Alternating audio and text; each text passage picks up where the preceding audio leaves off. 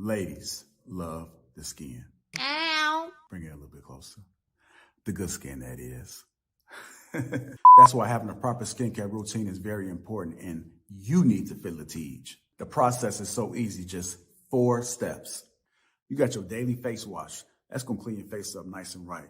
You got your exfoliator scrub. That's going to open up your pores. You got your AM moisturizer with the SPM 20, which is going to protect you from the sun. You also got your PM moisturizer, which is going to make sure your skin is protected throughout the night. Lapeef has tons of reviews from dedicated customers across the world. I know I said a lot, but it's okay, because guess what? It comes with an instruction card to explain to you in detail what to do morning and night. And because Lapeef is a sponsor, they're offering my family 30% off along with a free gift. Just click that link that's in the description and feel the Lapeef.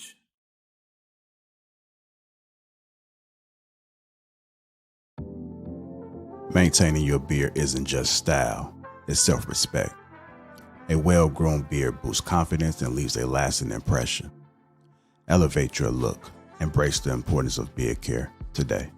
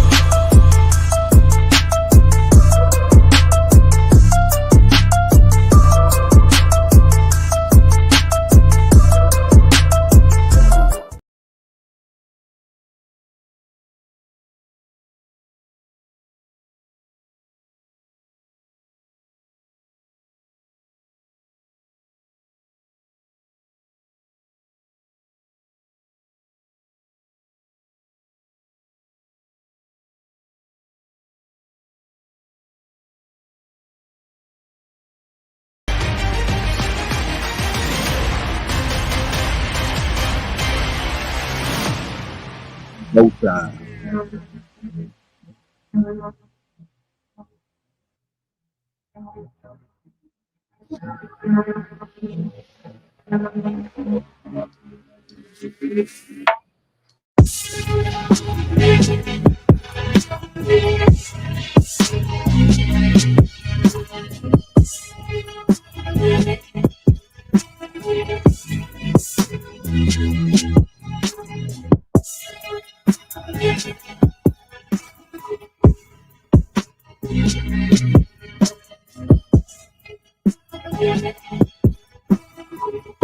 What's going on, family? Welcome to Lapeef-ing Sundays. Let me go and introduce the crew. We got Miss Shan Monet. We got Dark Knight Swing, JF Story to Tell, One Country, Jasmine, Luis, Pink, Hiya, me, myself, and Lapeef JR. Welcome to Lapeef-ing Sundays on the greatest network, the Lapeef Network. What's going on, family? What's going on? How y'all doing? We're doing great. Awesome. I'm doing great. No complaints. Y'all go to church this morning? Looked at it on TV. I didn't look at it. Luis trying to put everybody on blast. Kind of kick the show off, huh? I just said my praise. Just checking the temperature. Yeah, I know. I know one thing. And Pat's gonna make sure you hit that damn Cash App. I know that. Come on, Hank, don't be saying that, man. Every house is not like that, Hank. Every house is not like that. This is true. I believe that too, JR. Shout out to the heathens out there. Not wrong with them. Not wrong with them at all. Let me see. Well, it's good to see you guys, man. It's Sunday, as I stated before. I was going to get the housekeeping out the way. Shout out to the sponsor, Teach, handling uncomplicated skincare for men. Service song along with a free gift. That link is in the description. So make sure you guys go ahead and fill a Teach, as I always say. Again, that link is in the description. Also, if you guys don't know, me and Sugar Curls teamed up to bring you guys Assured Man, King on top. So go ahead and get your beard game. Let's go ahead and get locked and loaded on this. It's very important. Springtime is right around the corner, and what better way to get it in shape with King on top. So we got in the chat, man. Shout out to all the Green Gang. Joe Lee, be original when we become part of Green Gang. That link is also in the description. Just go to the description because it got everything you need. All you need is there. The link that's been to the top of the chat. We got a masquerade event that we're doing in Dallas, March 9th. So if you are in the Dallas area, I strongly suggest this is the place that you want to be. So go ahead and click that link. Come on down and have a good time with the Lapeef family. With that being said, I think it's okay to start. We good, Jasmine? You okay? Okay. I mean, blink twice if you need some help. Okay. Somebody about to call HR, man, to see if we can get the authorities.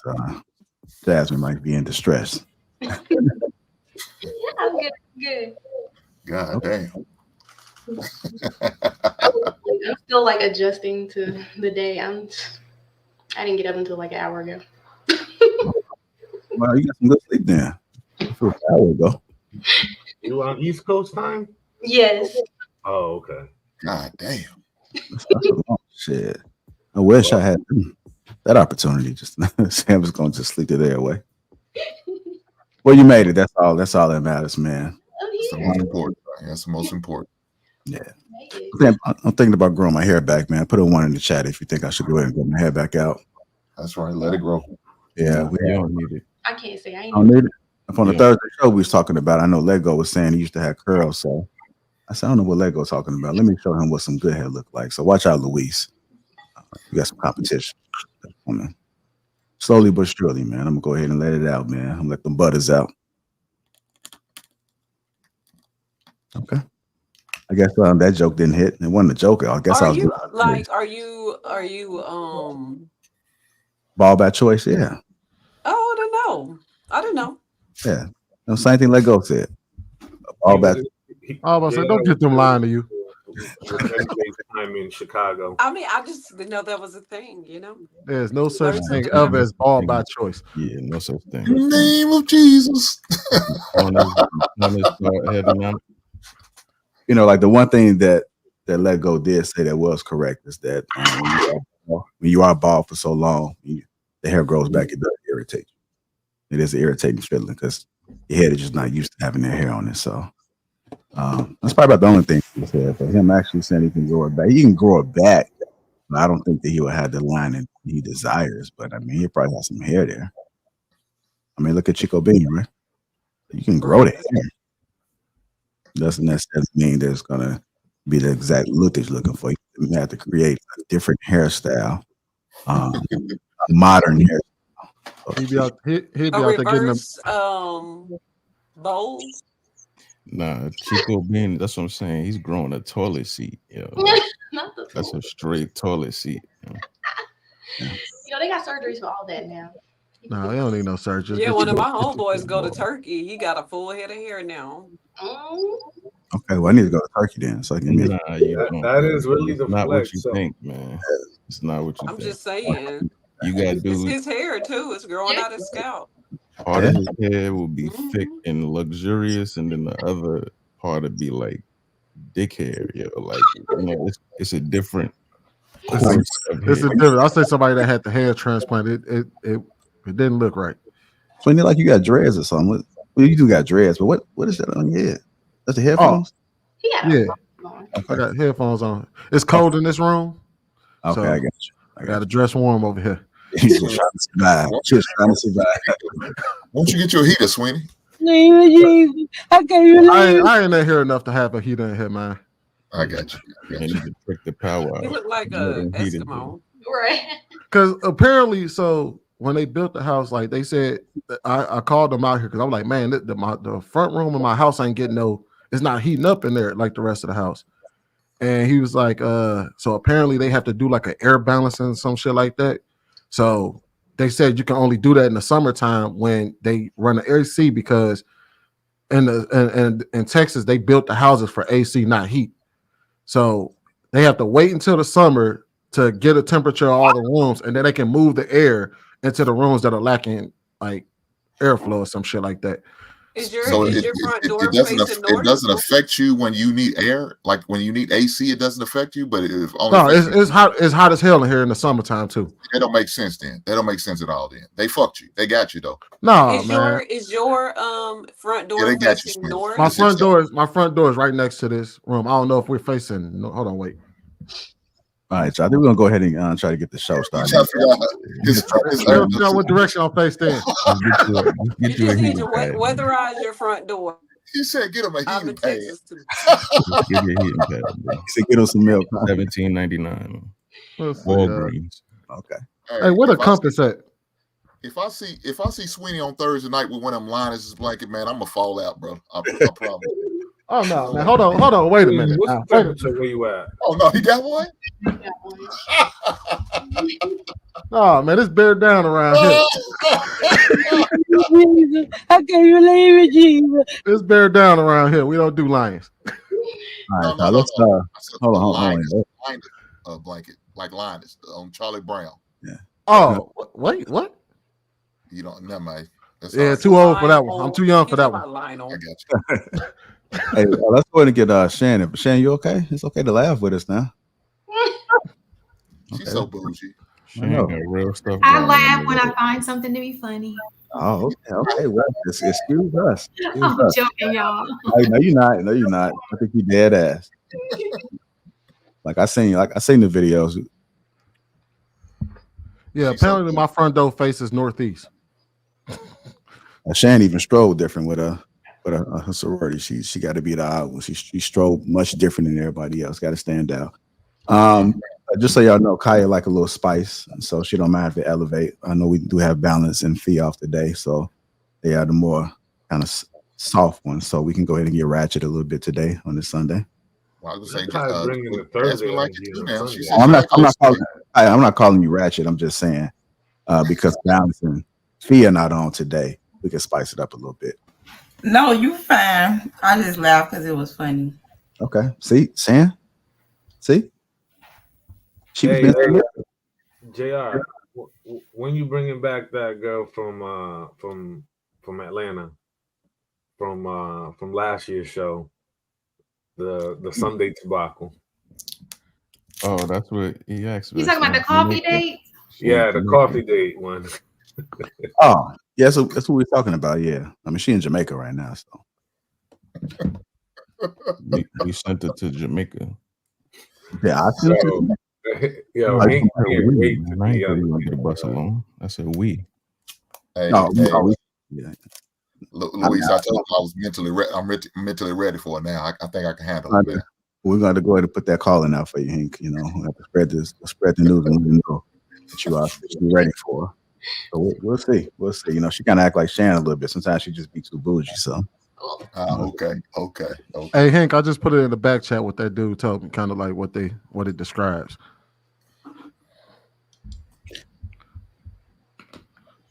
okay. Well, we go ahead and get it started. Chat, we ready? Ready to go? Yeah, we was trying to stall for y'all. We was trying to see if we get the likes up. So we was trying to just stalling out a little bit, man. How we looking on the like count? Anybody? I was about to ask you if you had a new camera. Luis, your camera look a little sharp today.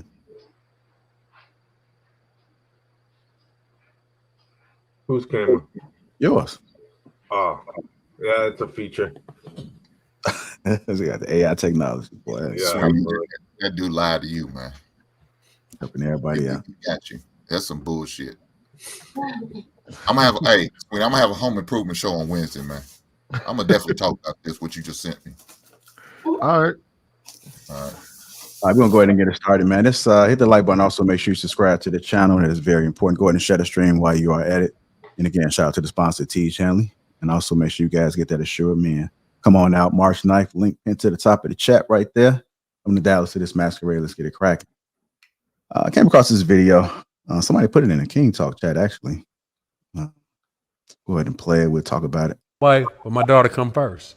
That's a recipe for disaster. We've seen single moms. You've been with your son. It was just y'all. And then when you find your husband, y'all come together. But it's like, yeah, but me and my son was here first. It's a recipe for disaster because that child does not know what it is like to come underneath an adoptive covering of a father and mother coming together to provide a safe space for them as children. In the blended family is kids need to know that mommy and me come first. Facts. Even if you were here first as children. In the blended family is kids need to know that mommy and me come first. Facts. Even if you were here first. Okay. So we often had this conversation about who comes first in the family. The thing that kind of stood out to me the most was he said blended family. So when he said blended family, I'm assuming that rule still takes place there. It still takes place there. So I'm just curious about you guys' thoughts on this. Kaya, I want you to go ahead and kick it off for us. What did you think about that video? What are your thoughts? Well, since I'm first, but I agree. I feel like, okay, because I'm single and I have kids. I think kids kind of like warm up as long as they see that their mom in a healthy, safe, I want to say relationship, because they don't, if they don't see trauma, it's going to play a lot of different roles in that. Like, they're not going to listen to that man. But I definitely agree with it. You have to let your kids know, if mommy going to be happy, this man is going to be the king of the house.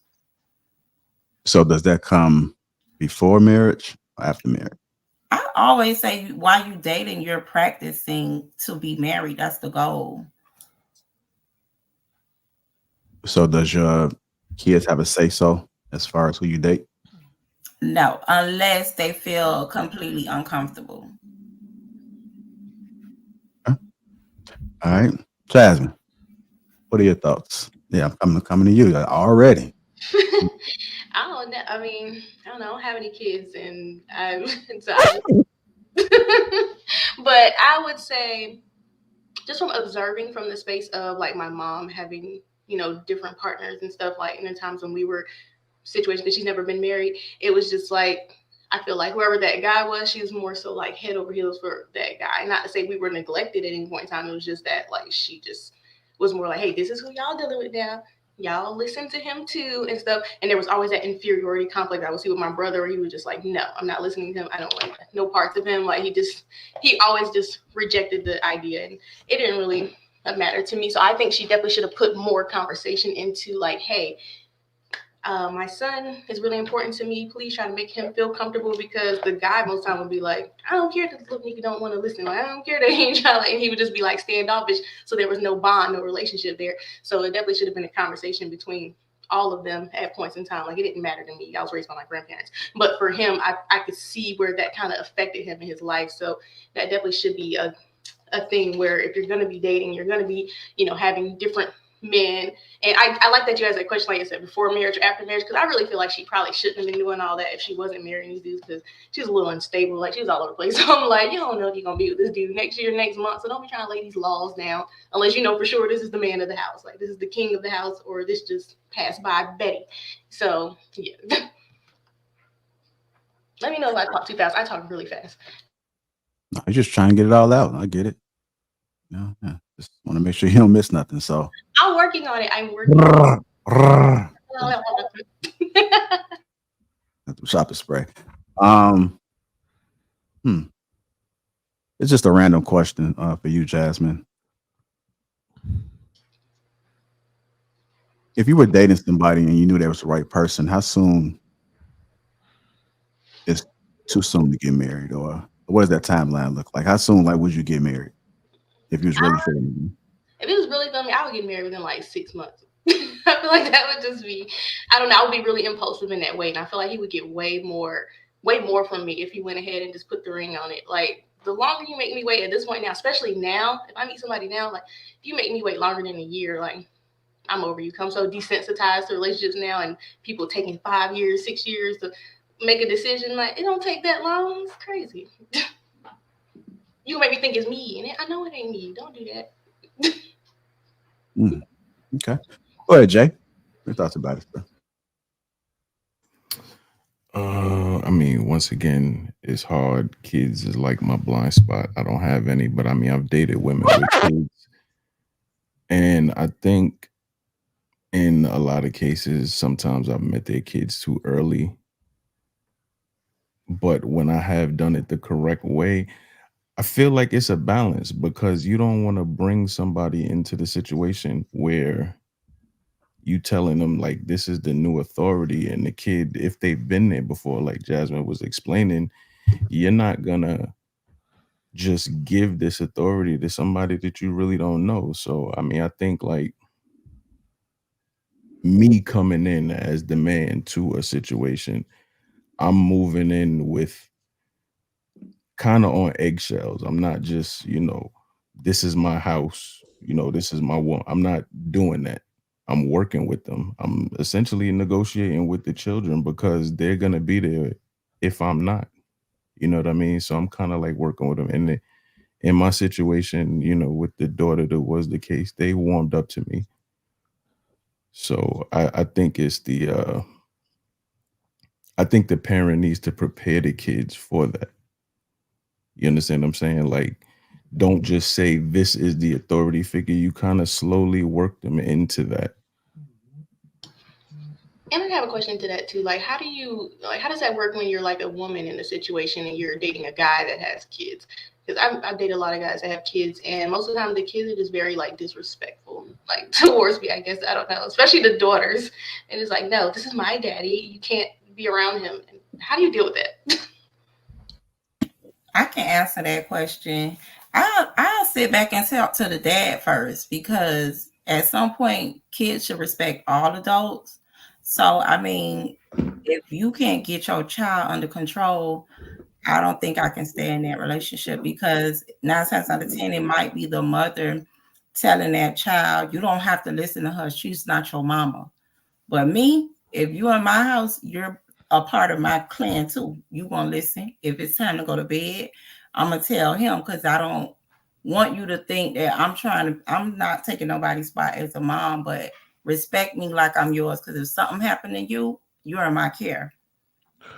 Nah, that's a classic example of us letting kids get away with sassy talk and sass. That's exactly what that is. And that's why a lot of young girls get away with talking crazy to the girlfriend or something like that, is because it's so cute when they do it until it's no longer cute. And the same thing with young boys, they moms treat them like they boyfriends, and that they boys can't do no wrong or they can talk to anybody reckless. And then another man comes around, he starts talking to that man reckless, and we all sitting there trying to figure out, well, why is he talking like this? Well, it's because the mama let him get away with it for so long. And she let him get away with it. And the thing is, we know that you don't stop dating just because you have kids. But that doesn't mean the very first relationship after the one with kids is the successful one. So they grow up seeing you bounce in a relationship and out of relationship, and they start to look at these relationships and look at the people that you're getting into relationships totally different, to the point where they may believe that those people are temporary.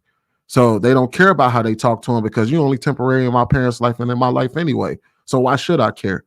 And then now you have to fight against that and try to make them understand that, oh no, this person is for real. But hold on real quick, Jay. Did you guys notice that I know Jasmine, you don't have any kids, and Jay said he didn't have any kids. Did you guys notice that Jasmine's face lit up a little bit when Jay said he didn't have no kids? Don't do that. No, it did, didn't it? Shit. I thought I saw it. Not you rewinding. Ah, hell. Okay. Go ahead, Jay. Your thoughts about it? I mean, once again, it's hard. Kids is like my blind spot. I don't have any, but I mean, I've dated women with kids. And I think yes, she did. You wrong, JR. Is this a That's funny. That's funny. Roll back the tape. Shout out to the Black Chuck Woolery. I see what's going on. But you know, I think she lit up when he said he dated women with kids, not necessarily that he didn't have any. Right. I think when she's saying that he dated with women, she was like, "What?" No, Sweeney. Roll the tape back. Roll the tape back. Trying to justify that. Roll the tape back. Roll the tape back, JR. No. Look what her face lit up. Not you over there recording. Thoughts about it? Yeah, this is ESPN. I mean, once again, it's hard. Kids is like my blind spot. I don't have any, but I mean, I've dated women with kids. I dated women with kids. Look at the light. In a lot of cases. No. Well, hold on. We can ask her right here. What made you have that type of reaction, Jay? I was reacting to the sound effect and not him saying that. And that could be it too. Reacting to the fact that he did say he don't have kids because Sweeney trying to bullshit you. And hey, Jasmine, ain't nothing wrong with you getting excited because you heard this man didn't have kids. There's nothing wrong with that. Not a lot of men out here with no kids. Okay, so you need to hit it. You know what you need to do, Jasmine? You need to hit my man's IG. That's what you need to do. I don't do long distance relationships. It don't have to be a permanent long distance. It might be that's temporary. okay, Jasmine. It was okay for her to be in shock. I was shocked. I was like, oh, okay. Ain't nothing wrong with that. Look, it might be only temporary. Jay might be ready to move. I'm gonna get some coffee. I was gonna get scared. Oh, you're scary ass. It's too early.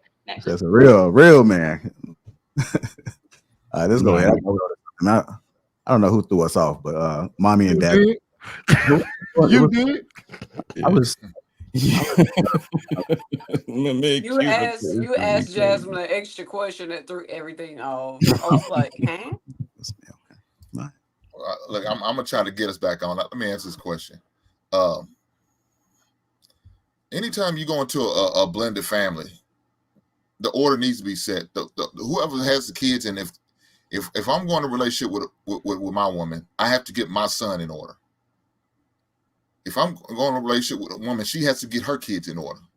It has to be all the way set. She got to set the boundaries right offhand. Right offhand. That's her responsibility. I'm not going to rely on the daddy. I can give a damn about him. It's not him because they're not living with him. They're living with her. If they live with her, she needs to get him in order. The precedence needs to be set right then and there. before I come into a life like that. Before I even take a serious to bless her with my last name, it has to be in order. Because if not, it's going to be a chaotic household. And nobody wants to put out a chaotic household. So for the thing, people say kids can't ruin a relationship. That's a goddamn lie. A kid can ruin a relationship. If you got a badass kid and he's constantly doing some fuck shit, he could ruin a relationship. And more than likely, it's going to be the sons who's going to be the biggest adversary, not the daughters. It's going to be the sons. You got to deal with the daughters on a different level of trying to do conniving, sneaky shit by making up lies and making up stories saying he looked at me a certain way. He made me feel uncomfortable when he was around me and I was walking around in my booty goddamn shorts. Heifer, put some goddamn clothes on. Clothes on. You should be walking around like that anyway as a man in the house. Even if I was your father, you shouldn't be walking around like that. Put some goddamn clothes on. Have some respect. Whose house you think this is? Mine or yours?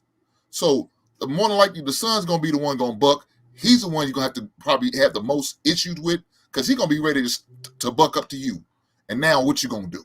I don't know, man. You could beat up. You could beat up the son that'll be. Sweetie, hold on, buddy. I got you. Go ahead, bro. Go ahead. This ain't Thursday. I got you. I'm going to have to take his ass out in the goddamn backyard. And I'm going to have to knuckle up. We're going to have to go from the shoulders with him. But you got to get them kids in order. You got to set the precedence, ladies. If you're going to have a relationship with a man and plan on getting married and y'all going to be a blended family, you have to get that in order. Just like me as a father, we have to get our shit in order. I got to make sure my daughter's okay with it. I got to make sure my son's okay with it. Make sure your kids are good with it. Everything's good. As long as he's good, it's good. And at the end of the day, if they don't totally agree with him and it's not a legitimate reason why they don't agree with him, just because they don't like him, that's bullshit. Because at the end of the day, y'all going to grow up and move on and do your own thing. And what's mom and daddy supposed to be? Just left in the house by themselves? Hell no. I still want to be loved on. I still want to have some companionship. I still want to have a woman to make love to and have sex with. I want all of those things. But I can't because you little knuckleheads want to be assholes. Get your shit together. Real quick, 5 seconds, Sweeney. And like what Hank said, if you take that boy back there to knuckle up, man, do not get knocked out. If you get knocked out, that household is lost. You might as well pack your shit and find a new life, yo. If that little 16-year-old knock your grown ass out, it's over. Well, I feel like it comes with how you raise your kids. If you raise your kids to respect adults, and I don't think people do that. Like, people just let their little kid do whatever. It starts in a household with the mother. I don't play that shit. First of all, when you walk, I don't care who house, where we at, I have an 18-year-old daughter, a 15 going on 16-year-old son, and an 11-year-old son going on 12. They don't play that shit with me. When they come, you better speak. I don't care. They ain't looking at you. You walk in the household, you speak. It's how you raise your kids.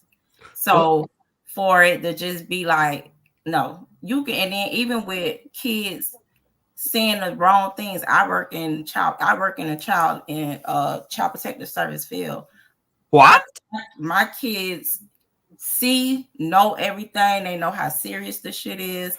I tell my daughter, unless that person actually touch you, that's how I was raised. You don't just go, oh, he looked at me. It's a million people gonna look at you. They're not gonna kill you. So it's how you raise your kids. So people have to learn to raise their kids, probably both male and female. But I would add to that you can raise your kids to respect adults, but a lot of kids mirror what you do. Well, not necessarily mirror, but reflect what you are. So if you're showing disrespect, they feel no need to show respect themselves. That's true. Because if you out there talking to that dude crazy and whatnot, or you talking to that woman crazy, the kids ain't gonna care about because if you tell them to respect your boss, they won't go to your boss and talk crazy. They won't go to your mama, your grandmother talk crazy. They won't go to uncles because you respect them around you. But how many times have you seen that cousin or something that you talk to crazy in the family, and all the kids in the family also talks to that same person crazy? But that goes to show again, when you grow up, I know in my mom household, we couldn't be around all the adults. Take your ass outside and play. Go do something. But this grown folks, don't no, you're not gonna sit around here and do what I do. Like, no, get the fuck up out of here. I'm sorry. That's just that. Then there's some grown folks that need to be at the kiddie table. I ain't gonna lie. They do. They do. Eating with a spork. No cookie. I got somebody a little bit tougher than you on the show today. Go ahead, Jay. Oh no, I was saying I'd be at the kiddie table. Oh, okay, you be at the kiddie table. Okay. Well, go and grab a seat, Jay. Pull up. Pull up. Have a Boston tea party. Go ahead, Cookie. What are your thoughts about it, man? Mommy and daddy come first. I was raised, well, it wasn't blended. My mom didn't have any children, but my mom was my dad's second wife. And he had 3 boys with his first one and the girls with my mom. So, in that instance, things were a little different. I guess he had a strong pen. I don't know. I just know that we all ended up getting along. One day he brought my brothers over and I had brothers. So Hold on. apparently my dad waited. I'm looking. You said your mama didn't have any kids? No, not when my dad got together with her. Okay, dad got together. I was trying to So follow. I'm trying to find the blended family logic for me, right? So we were blended, but my mom didn't have any children when she met my dad. But as far as when it came to my brothers and us, I think I remember seeing my first brother when I was like 2 or 3 because their mom was acting. So I feel like growing up, it was mommy and daddy comes first for my parents. And that's why it works.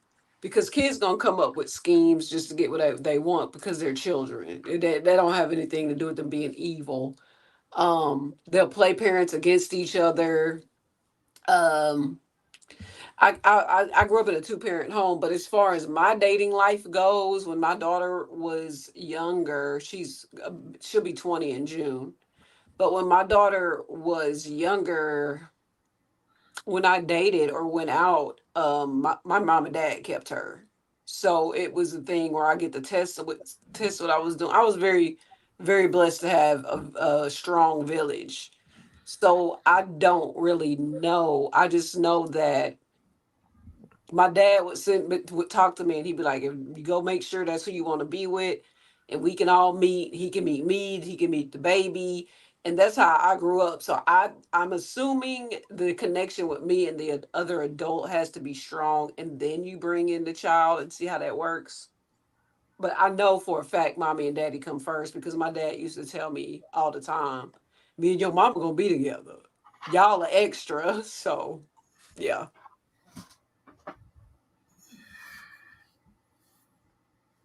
All right. I'm not laughing at you. I was about to say, was it funny? I just got some news. I'm sorry. All right. You laughing that hard. You gotta either share or say, you apologize though. It's okay because I felt some HR. Damn. God damn. Nah, go ahead. I'm Go ahead, playing. Louis. So it's been a really good build. A lot of you actually said a lot of things I was thinking about. But I wrote a few things down while everybody was talking to kind of recap, because I was thinking about the video and the premise in which the video was presented to us, right? And one of the things that struck me was, my question would be, how is the blended family coming together? Under what circumstance, right? I think when we talk about blended families, you know what I'm saying, we forget the step before that was people were actually trying to create an actual family, you know what I'm saying, with someone else, and that didn't work out or that failed for whatever reason. And now people are moving and transitioning to a blended family kind of dynamic, right? But people don't always talk about like what does that come with, you know what I'm saying? You know, what are the principles that are instilled before you got together, right? A lot of people don't talk about like, what was your living condition like? What was, you know, what kind of standard did you have with your child's father prior to you guys splitting ways, prior to you guys getting a divorce, right? Like, what are those standards? What are those principles that are instilled in your child that would easily transition? Because I agree with you. There's some people that don't raise their kids right. You know what I'm saying? They don't have conversations with them. They don't sit down. They don't expose them to certain things. I think too many kids today growing up are too coddled, right? Too sheltered, too helicopter parent, right?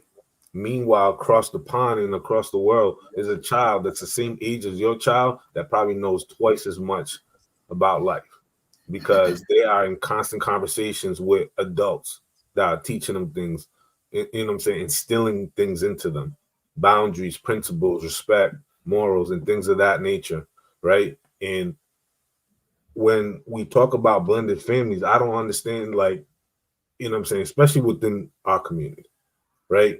A lot of people came up in really messed up household situations and they didn't see the best positive outlook and what that looks like. And sort of like the whole new blended family kind of comes at almost like a shotgun approach.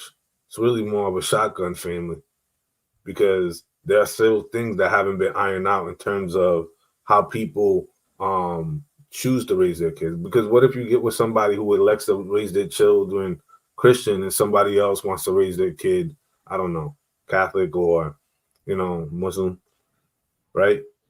I think that part it escapes a lot of people. And we also say that the mother and father comes first, but we never break that down why that dynamic is. We never break that down to them why the hierarchy it goes God, man, wife, child, right? We never break that down to them and give them that understanding. You know what I'm saying? They don't give them the protection or the provision of why that hierarchy works, right? And especially if you're ushering a new man into your life, if you're a single mom with a child, especially if you have a boy, right? Nobody, you know what I'm saying? Nobody knows well what that split did to that child, you know what I'm saying, and his father. Now you're going to usher another man into this child's life. A lot of changes happening creates a lot of unsettlement in that same child, right?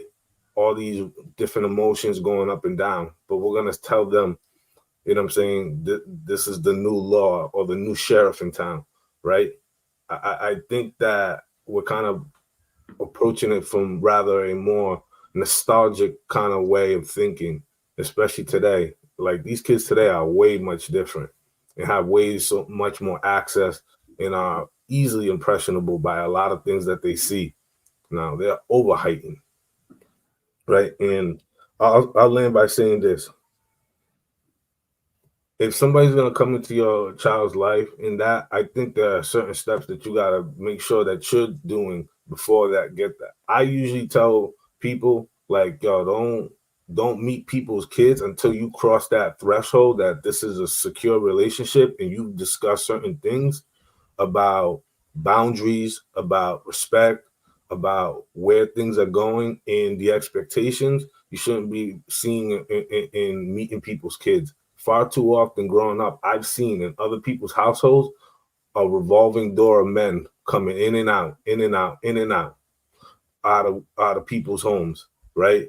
They grow up so so confused and desensitized that they end up growing up to think that people are replaceable and people are expandable, right? That's where that comment came up earlier that caught my attention, right? I think it comes from that because without stability, you can't have no other type of foundation that comes after that. You know what I'm saying? A home has to be safe and it has to be stable. But that's all I got. Can I add to real quick? The revolving door part is crazy, and that's why I wouldn't let my daughter really see me date um or meet anybody I dated. She's an adult, and I'm kind of like, but that revolving door theory is real because I have friends whose parents, male and female, were single, have the revolving door.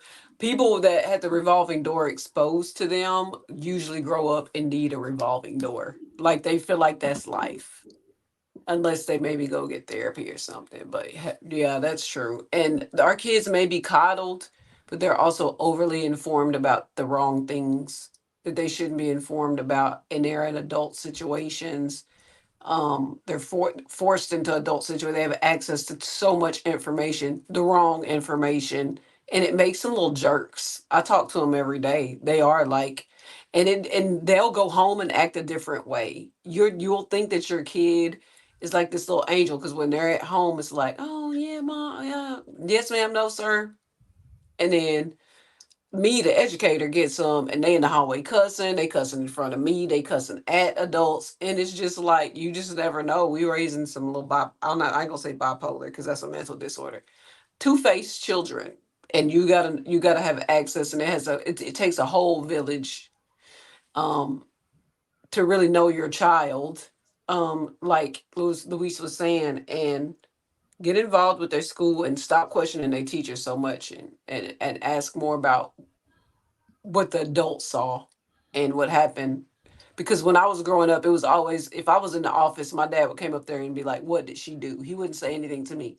Now it's like reversed. What happened, baby? And the teacher lying. So I don't know. You're right, though. It all depends on it. It's a different era.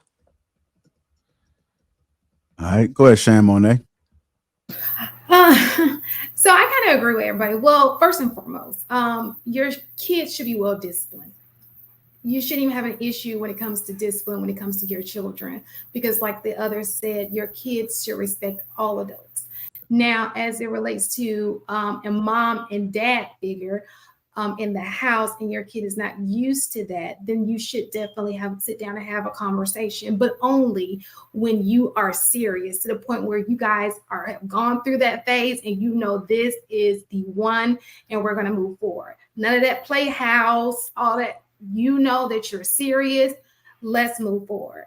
Now, I find it interesting because with the Montel situation, I actually know their dynamic because my son played football and basketball with their son. Now, what is interesting to me is I didn't even know, and it could be another kid, that wasn't whichever one's son, okay?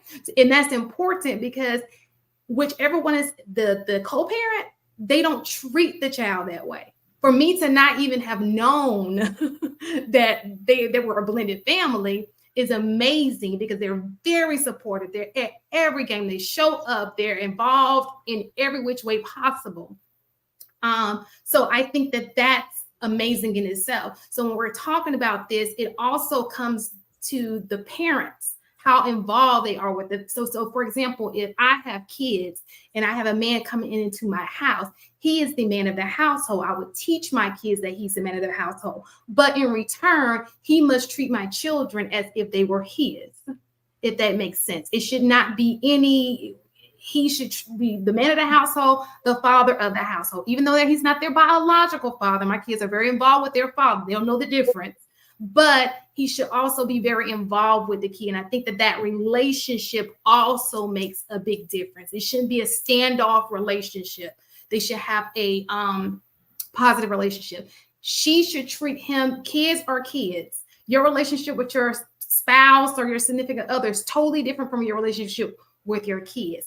Yes, that is important first and foremost, because that trickles down to the kids. If there's problems up here, it comes down to the kids. So we want to make sure we have a healthy relationship, you and I, and the kids can see a healthy relationship and blah, blah, blah. But no, your kids should not come before your spouse. Yeah, I do believe that there's an order, but in that order, everybody should play their part, their role. So let me ask y'all, ladies and gentlemen, this. What about when it comes to disciplining your child? Now, I'm not a fan of corporal punishment, but some people are. So when it comes to disciplining your child, are you gonna give your new future husband that same leeway and grace? Ain't nobody got time for that.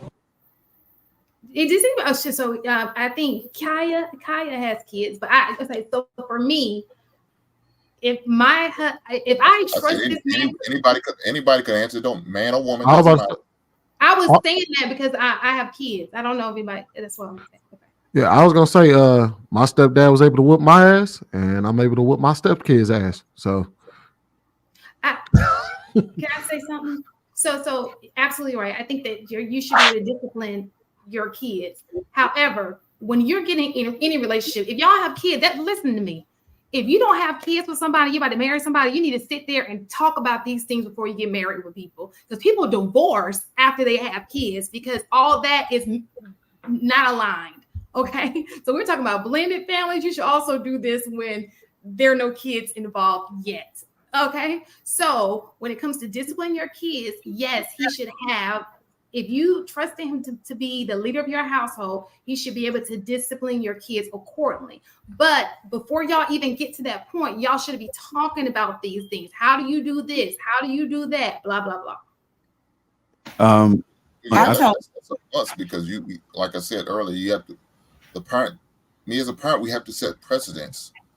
Look, by the time I'm a more likely be around you, and I'm gonna see where you had to maybe admonish your kids and discipline your kids or talk to your kids or punish kids. More than likely, if you've been around, say, a couple years, you probably more than likely going to see that. So I'm gonna sit back and watch. Like, yeah, I'm not a man who believes in spankings anymore. I used to, but not no more. So how you do that now? If that's what you're going to do with your child, I don't agree with it. I don't recommend it, but I understand. Well, the point, the reason why I mentioned that is that however my parents, you know what I mean, my mama allowed my stepdad. My stepdad was able to discipline me before I ever started calling him something referring to like my dad, right? Because after, you know what I mean? So he's been around me for a while, and he didn't ask me to start calling him pops until like 2-3 years in. And he was already able to discipline me long before that. You know what I mean? And the same goes for me. You know what I mean? I had unilateral control over how the kids raised. They was raised underneath me. So I think the problem with this whole blended family thing is that Louise kind of alluded to this, that we're walking into something that is kind of unfamiliar to what things used to be, which was you were married before you had children, you stuck it out. Well, now we're starting to see instances where people are having a lot of children outside of wedlock, and then also you're starting to have a lot more divorces. So that creates the unique situations that we have today. Now, granted, blended families isn't anything new because we all had brothers and stepbrothers and everything else in our past, over the past, but this is the first time we're really dealing with this en masse. So the reality is that you have to enter. First of all, you have to look at relationships seriously. So the relationships that you do go out and you try to obtain, you need to take it seriously because you have to keep your children in mind when you're taking these people seriously in your life. That's the first step. Second step is, how do you handle, you know what I mean, blended families? You handle a blended family the same way you handle a family had y'all had the child together. It goes to the rules still apply. You don't start trying to switch up and change the rules because that's the only way that the family will work. Because if you allow the kids to if you try to put the cart before the horse, you get chaos. So here's to say, not to say that that's going to work for everybody. I'm not saying that that's going to work, but if you want it to work, that's mostly the only way it's going to work. Like, are you guys? Hold on. Are you guys factoring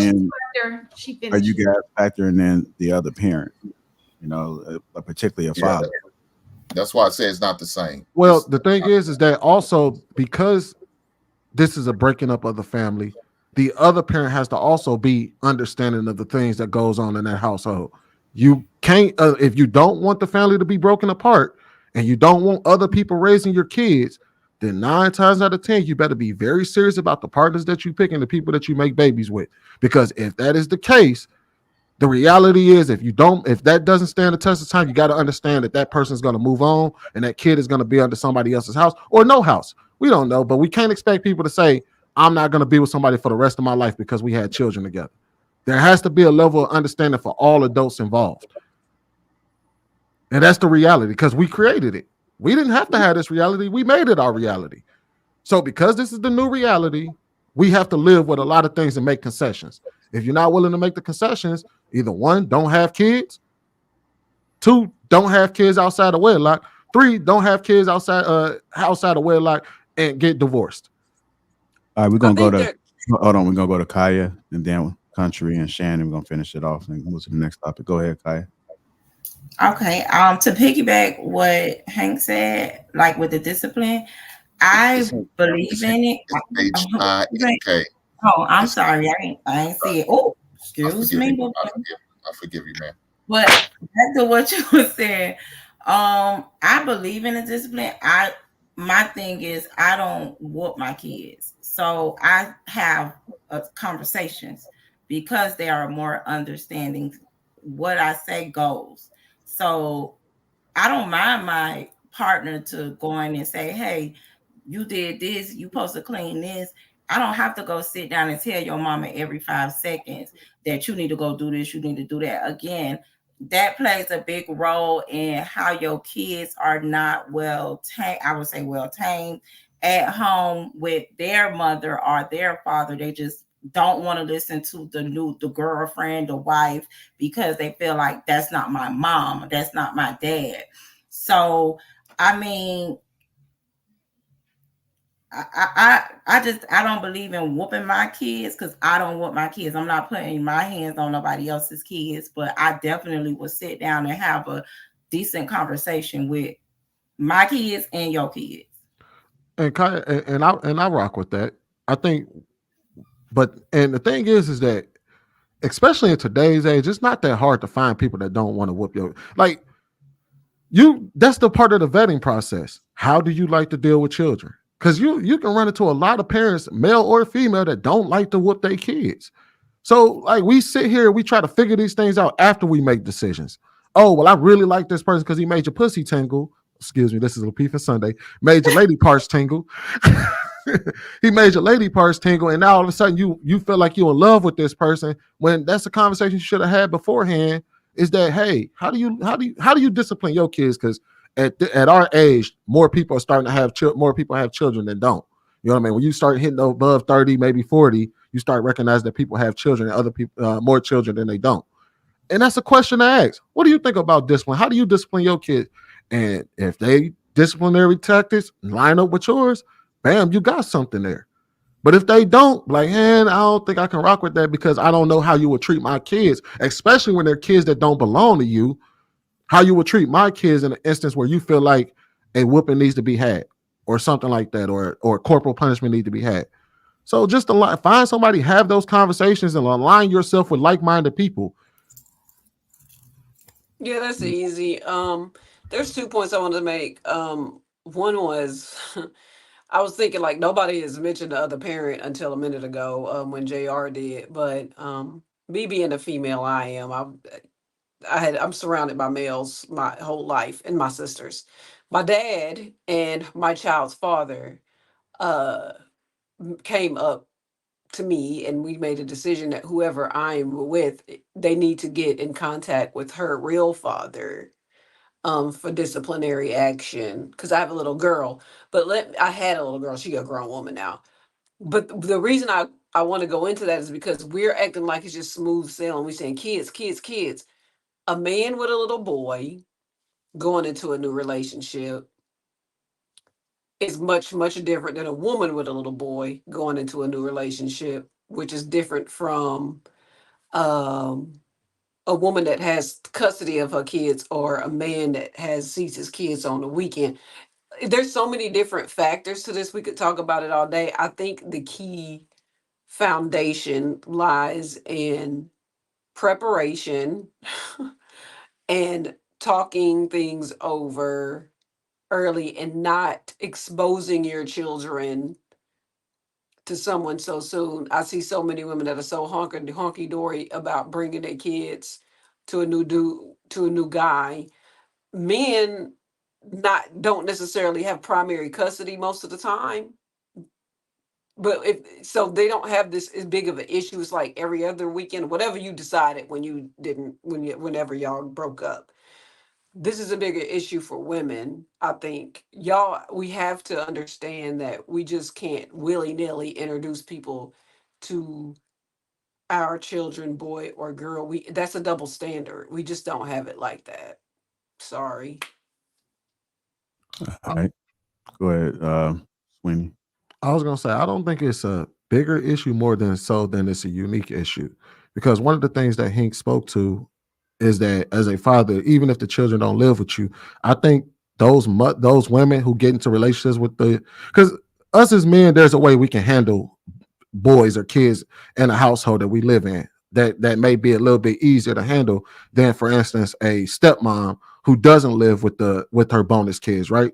Where she may be more open to disrespect than, you know what I mean? That's why I say I don't think it's necessarily one more than the other, more so than it is a different. It's just different. Y'all deal with different issues than, say, a man moving into a household or moving children into his household will deal with.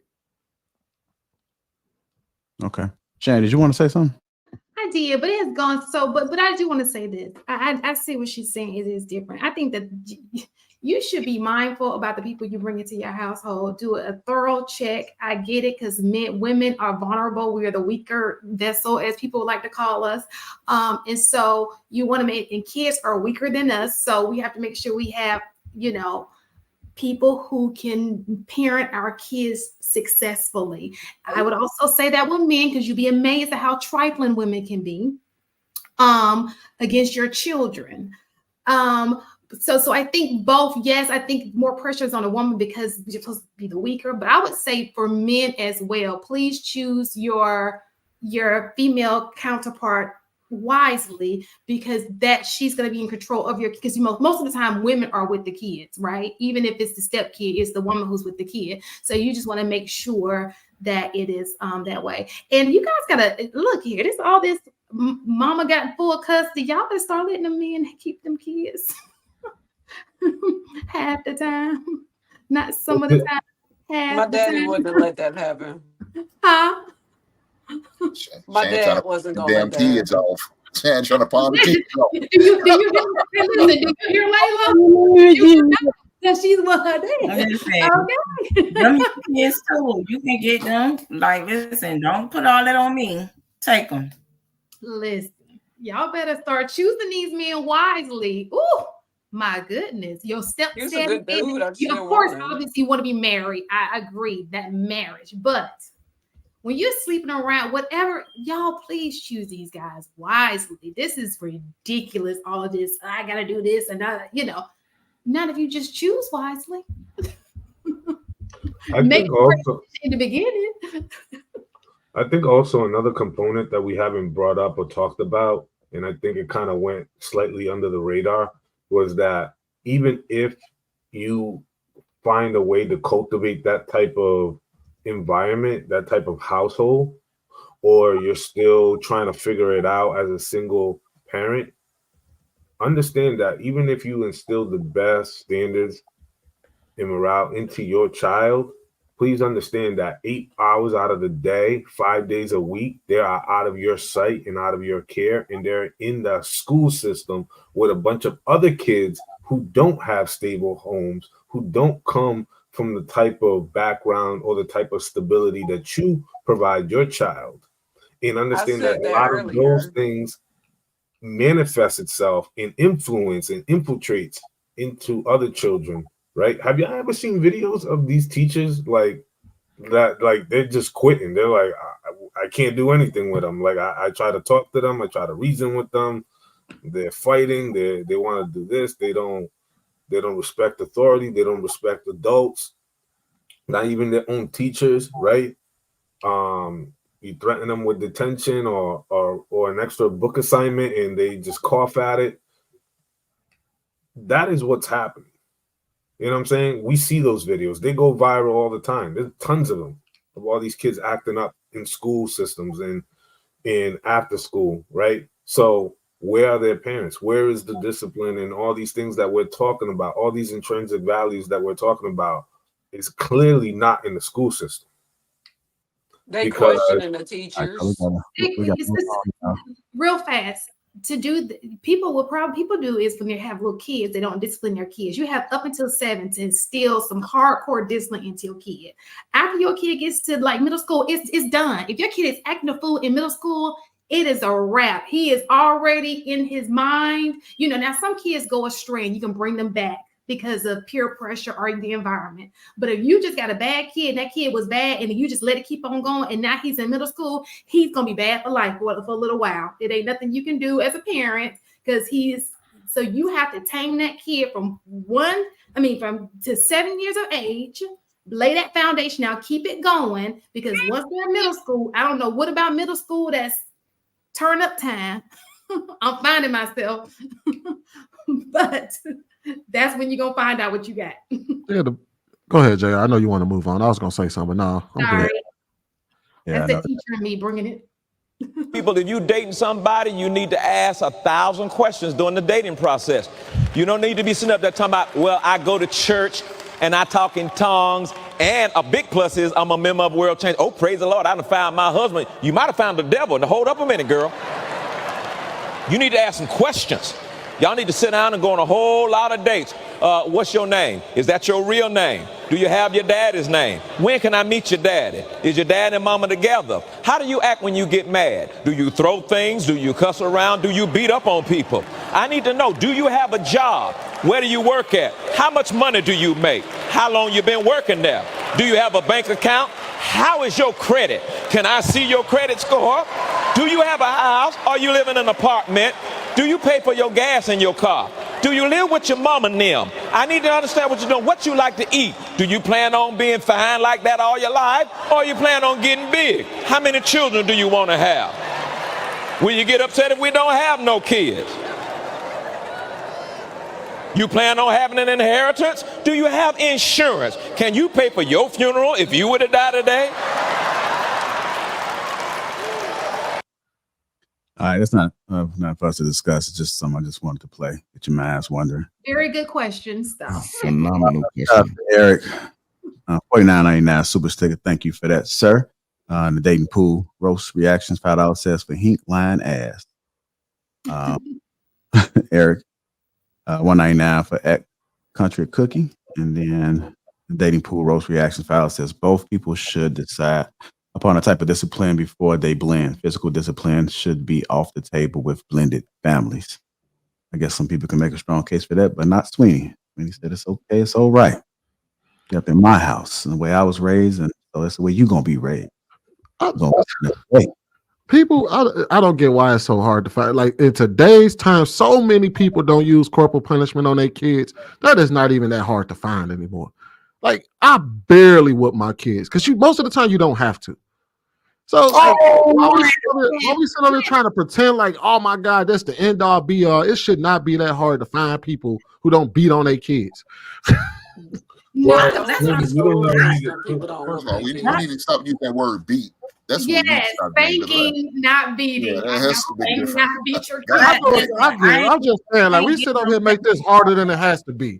It's I not ain't getting no spankings run up. I got my ass whipped. But however, I don't be like I feel like you don't do you ain't gonna what your ass gonna be hurt. You know how many people I know who I know today that got their ass whooped like I did it. I got a whooping almost every day.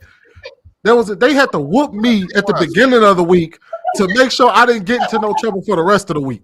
So they had to get that Monday whooping out the way to make sure I was good for the rest of the week.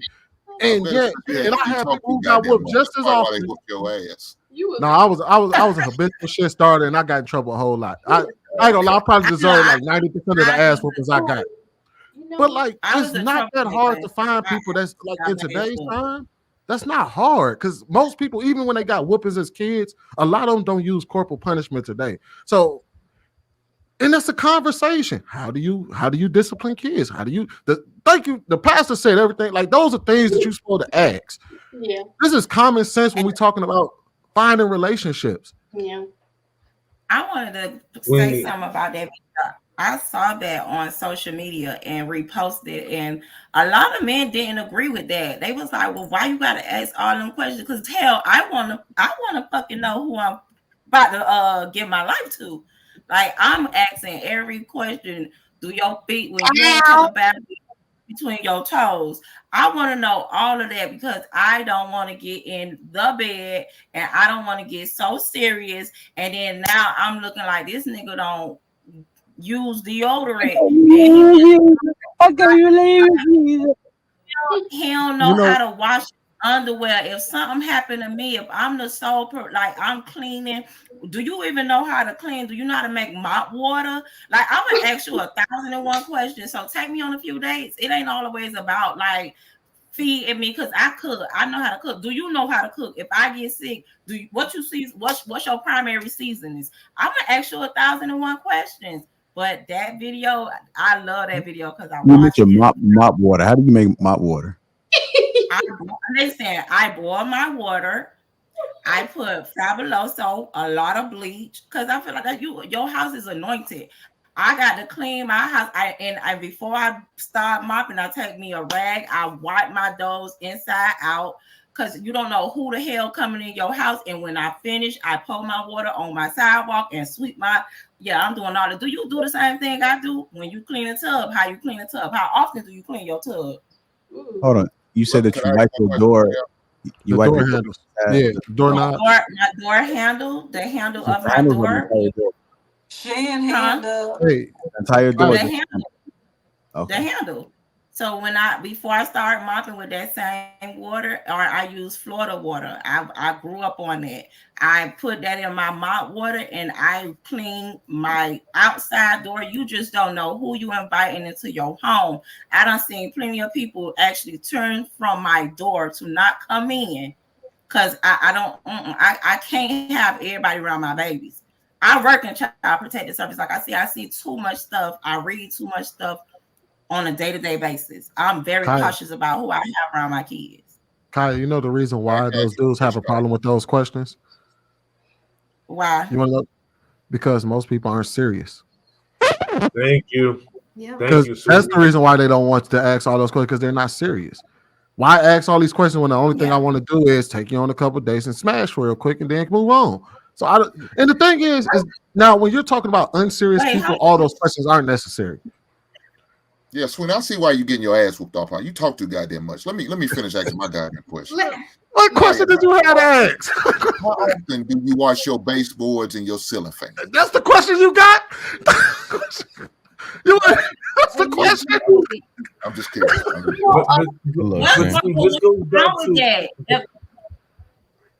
What's wrong with that, though? I agree. You need to clean your baseboards on a regular basis. Yes, you do. That shit collects dust. Do you lift up the toilet seat to clean under it? I'm gonna ask, especially if when the last time you a seat. That's my wife. That's my wife's job. That's what my wife do. That's my wife.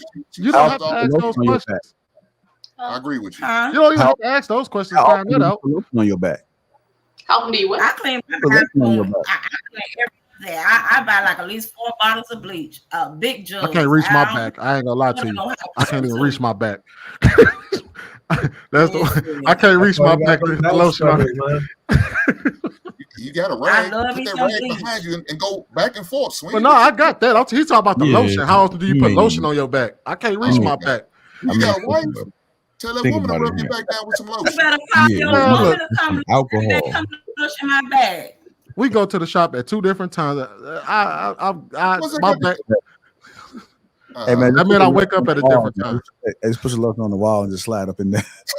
Yeah, but slide up that wall. Yeah, that's the lotion. Hey, a lot of people make that kinky shit anyway, JR. He might. A lot of people claim they clean their baseboards till you go over their house. We ain't got a cap on here, man. No baseboards don't get cleaned that often. Oh, y'all some motherfuckers. But the thing I done say some dusty ass ceiling fans from the cleanest people I know. They be like, "Oh, I'm clean. I don't do none of that." Then you go to their house and be like, "Nah, you ain't cleaning no baseboards and wiping." That's why y'all sick too. That's why y'all sniffing and snot. Oh yeah, ain't changed the filter on the damn HVAC system in 3 years. After you change your AC vent, I'm gonna ask. Do you go grocery shopping? All right, go ahead, Shan. 6 months. Okay, so I know Every this 6 months. cleaning thing is so important to so many people as we have, But anyway, I want to go back to the discipline, okay? Because I do believe in, spare the rod, spoil the child. Now, I'm not saying you should beat your children. You should not beat your children, but a little bit of a little switch never killed a kid. It may leave a mark. Listen, it may leave a mark, but that's a reminder. That you don't act. You get 2 or 3 of them, let them weld in the water and braid them up together. Listen, I got spankings when I was a kid. I did not get a beat down. I got like a little innocent. And when you're a child, when you have a kid, even the smallest thing is going to. It didn't even have to be that. It's just like the smallest. It's gonna hurt your kid's feelings, right? And it's like a reinforcement thing. Like, you don't want to do this because that's, you tell your kid one time, but if they continue to do it, now you can keep on talking to them. But what happens when you keep saying the same thing over and over again? What's next?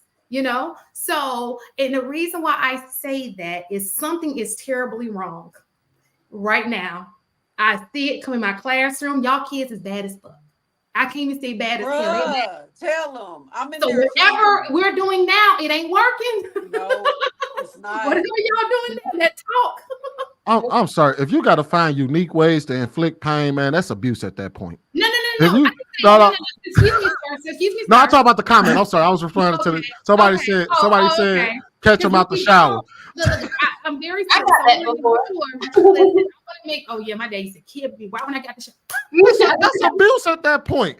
If you gotta find unique ways to inflict pain, you abusing your kid. I don't even think it was abuse, but it was perfect memories.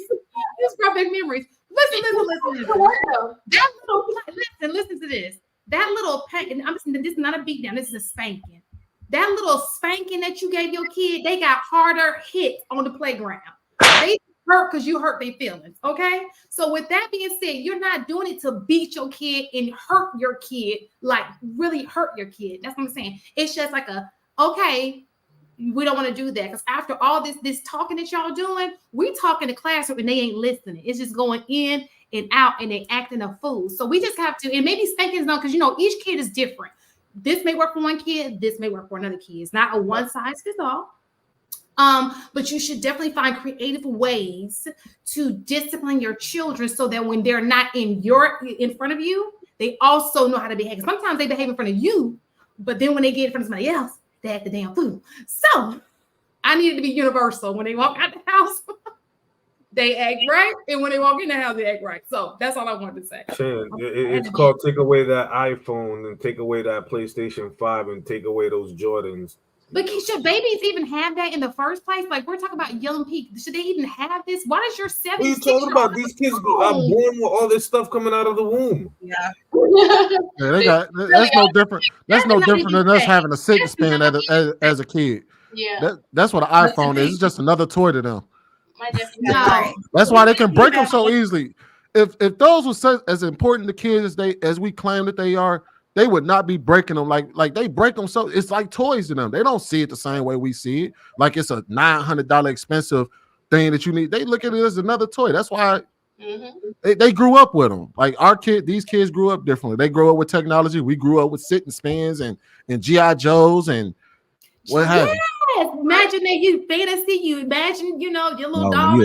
Taking Shan back. She getting excited, y'all. Let's go ahead and get look, because you don't understand how important those things are to the development of your child. When you have your kid in front of a laptop, in front of an iPad all day long, that is not healthy on so many levels. It has to be in moderation. Okay, laptop time for an hour. Anything over that for a little kid, too much. Well, it depends on what your kids use it for, because they could do imagination things on there. Like my son, he uses his laptop, but he does Roblox, but he builds houses on there. Like he builds whole communities on there, and like he wants to go into architecture based on that. So like it's no different than them using their imagination with toys. No. It is very different. One, so y'all know I'm a health freak. One emits radiation. It's just not good, even for adults. You should not be on your cell phone for a whole, and they tell you this if you read the pamphlet, but most people don't like to. So everything in moderation, okay? Everything, especially when it comes to technology, because always remember, technology is faster than medicine. Everything in moderation. All right, we gotta move on, y'all. We gotta move on, y'all, to the next topic. I'm sorry. AP accountability partner $5. Kaya, serious question. Why boil my water when you adding bleach? Why purify the water when you're not drinking it and you're adding bleach? Let that girl be clean. Cause I like it's the smell. Do you? It's the smell. It smells good. I can tell it smells good. I was gonna say, and also hot water cleans a whole lot better.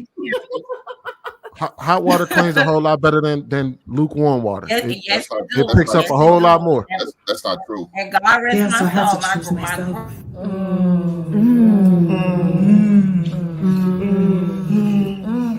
because care of yourself is self-care.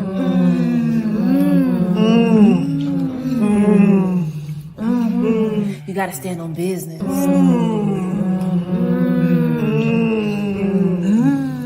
You girl, I smell it too. Hold on, Hank. You said that's not true. What you mean by that? Oh man, clean better than say like cold water doesn't.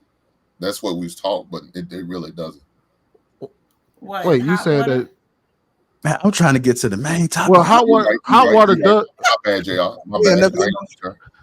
That's that badass Sweeney. He still act like he was when he's kid. He bad. But hot water does clean better. It lifts a whole lot easier. There's a reason why we clean in hot water. Don't nobody ever clean and run dishwater cold. You run dishwater hot.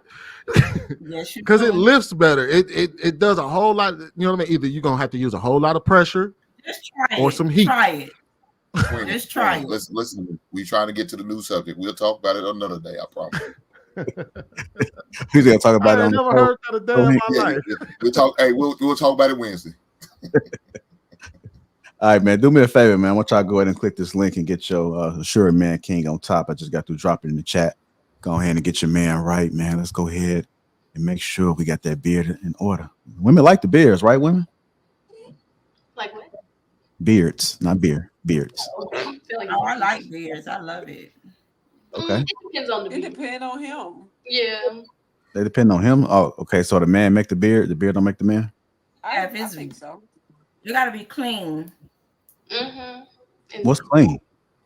Like smell good. Like see how yours is neat. It ain't like long and ugly.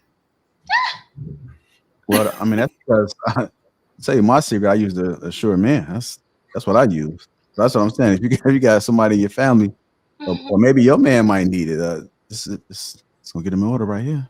Probably need smelling good. I'm that what you look like under that beard person, because James Harden. I live in Houston. What do I got to do with James Harden? No, but I'm not talking about you. I'm talking about the beard. You said do women? No, you like said beards? I wonder what you look like under that beard. Yeah, I'm trying to see. I seen James Harden, and it wasn't to your liking. Wait, what was the question? I'm asking you what was the question. Oh no, you were talking about the beard and the women. Your beard's great, but you asked. Are you guys tracking? Or is it just me? Are you guys tracking? Yeah, she's saying James Harden's beard is a costume. Right, and so and she said, "I wonder what your beard looked like," and then now she just act like she got. No, it wasn't you, JR. I wasn't calling HR on me. I was still reacting to the initial question. Ladies, do you like the beard? That's what I was talking about. But you weren't talking about yourself. It's like you're trying to do damage control. Now you already blurted it out. Okay, whatever. You didn't realize what you said until. Oh, shit. You really think I was gonna pick up on it, and then we started to do a deep dive into what you and what it meant, and now it's just like I can't believe it, Jesus. I can't believe it, Jesus. okay. I was still thinking about the initial question. All right. Like, I'm gonna see if I can find a pic, and I post it. So you see how I look without a beard. I used to have a goatee. No, it's not you. I was talking about when I'm talking to men. You already put me on blast already. I'm feeling a certain type of way. I feel like let go on Thursday now.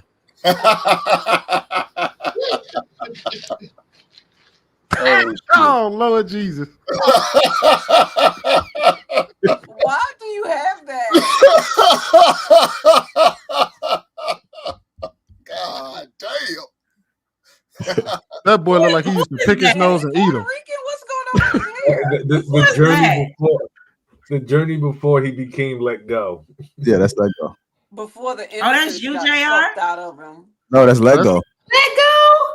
Yeah. Oh, who knew he grew up to be that? Oh, that is so cute. He's such a Who knew He looked like he used to bite in kindergarten.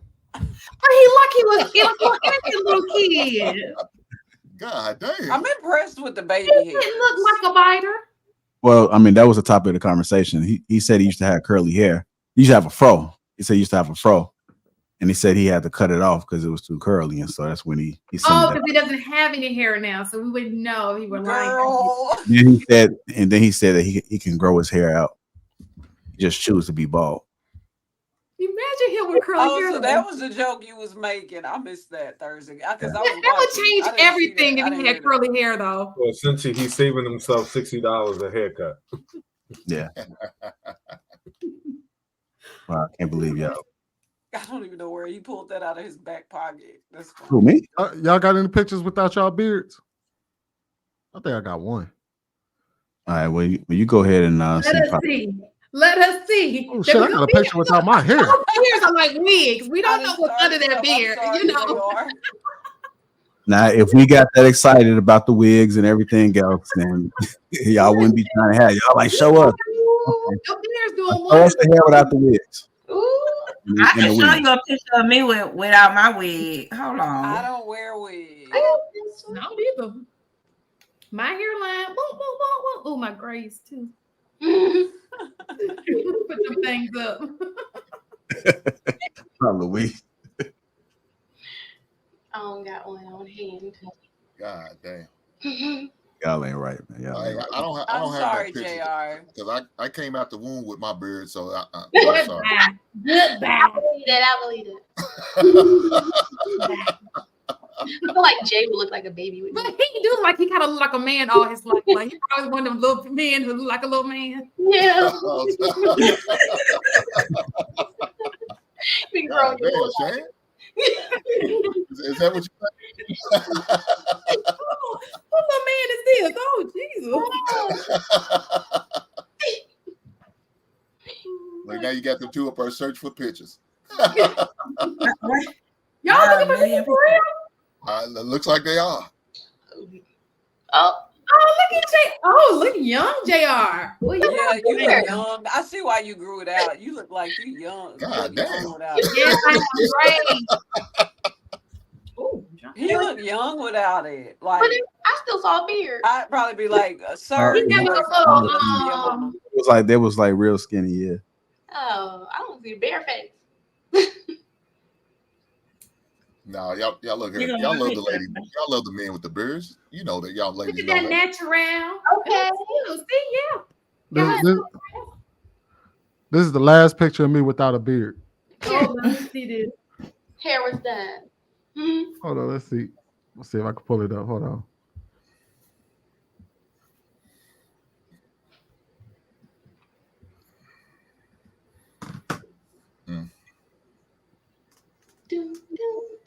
It's like sounds like, God damn. Y'all making it bad. Y'all making it He bad. said he ain't even looking. No, I can't. I ain't got no pictures. Wait. Oh, he looks so much young. Look, it was You so look young. young. Do like this, Like do like this. You want to make it bigger. You like a rapper.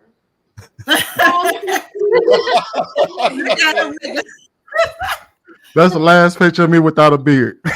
Oh my goodness. My God. Oh, he look I bad. he just want to show his baby picture. You know, Donwood ain't the last thing. Lego was getting all the attention. Lego was. Let go. He was a cute little kid. Y'all was some cute little kids.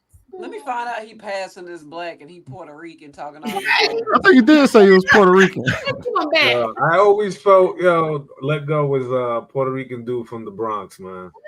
He's sus, man. I'm telling you. But if he let his hair grow out, it come out all curly. I wouldn't even take him serious no more. I'm sorry. That dude gonna have a George Jefferson. He let his hair grow out. What's the next subject? Well, we done got all way off right here. I know. I was trying to That's hilarious. JR really think I was talking to him. I was not. No, you were. You called I me. think you sound like you was, Cookie, taking a shot at that man. No, keep it funky. No. Let me get the picture. I think I got it. Well, you know, congratulations, JR. I like that advertisement, but you know, you still got the second best beard on YouTube, and that's okay. It's all good, Heek. I mean,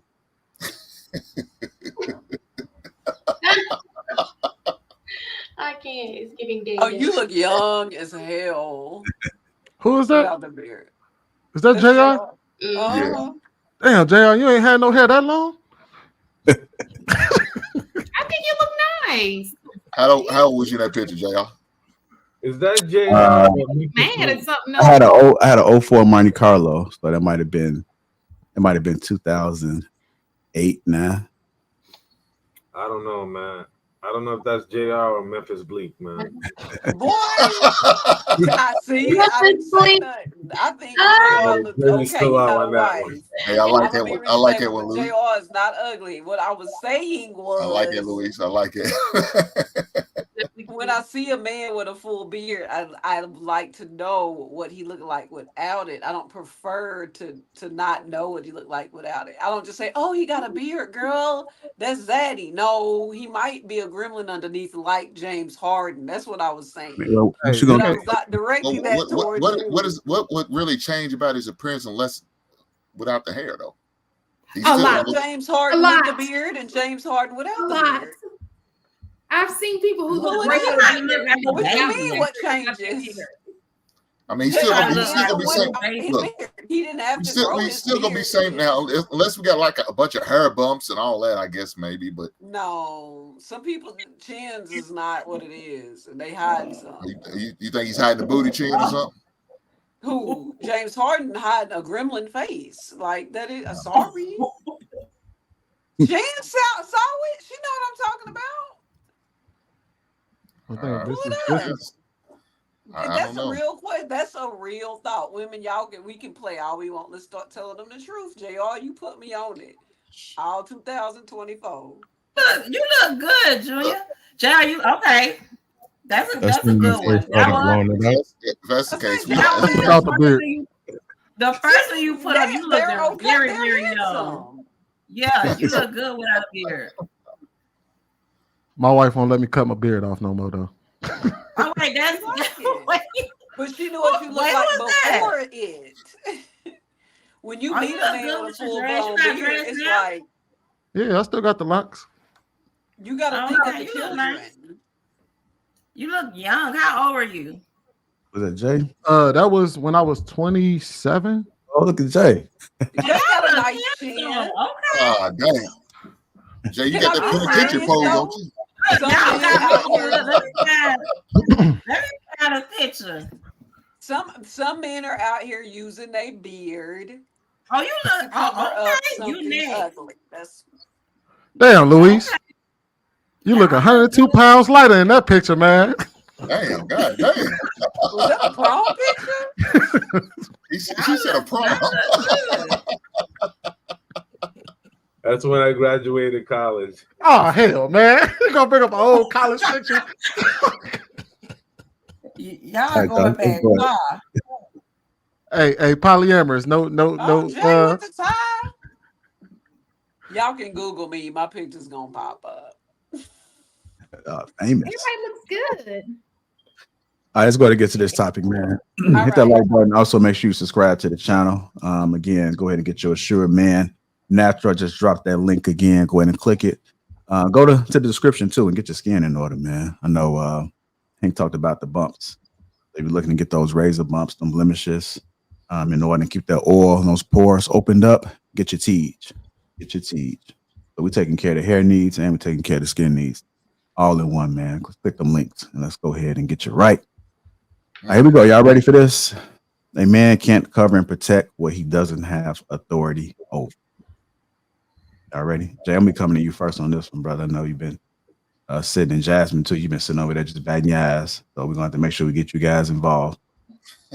I guess you guys think y'all models or something. I don't know what's going on. Y'all showing pictures and Let's go ahead and hop into it, y'all. Here we go.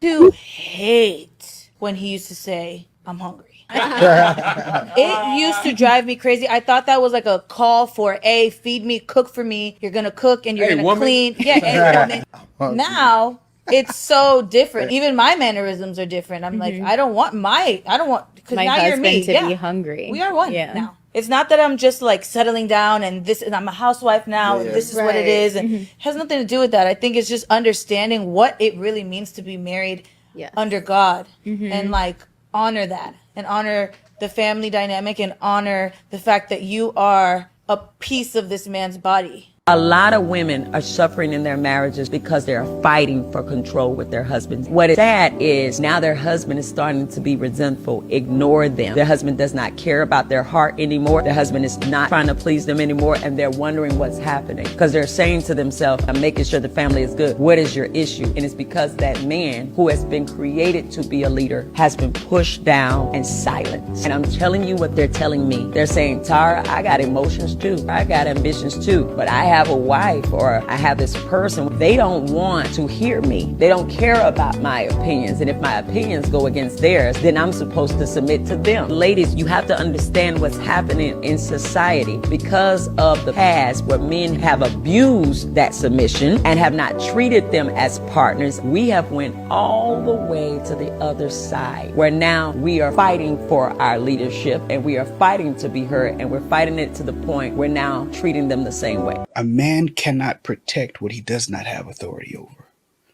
And if a woman wants a man to lead her, to cover her, to protect her, he cannot do that if he's not in the proper position. And if a woman only sees authority as dominion, or if she sees it as bondage, restriction, limitation, she won't ever really truly be able to embrace the fullness of God's divine order and the benefit and the fruit that comes from it. And many times abuse, mistakes, and other people's offenses will keep a woman from surrendering or submitting or permitting authority in that area. And many times a man, the lack of teaching, the lack of example, and the lack of leadership will cause him not to assume that position. But if there's ever going to be a divine flow inside of the home, he can't lead without authority.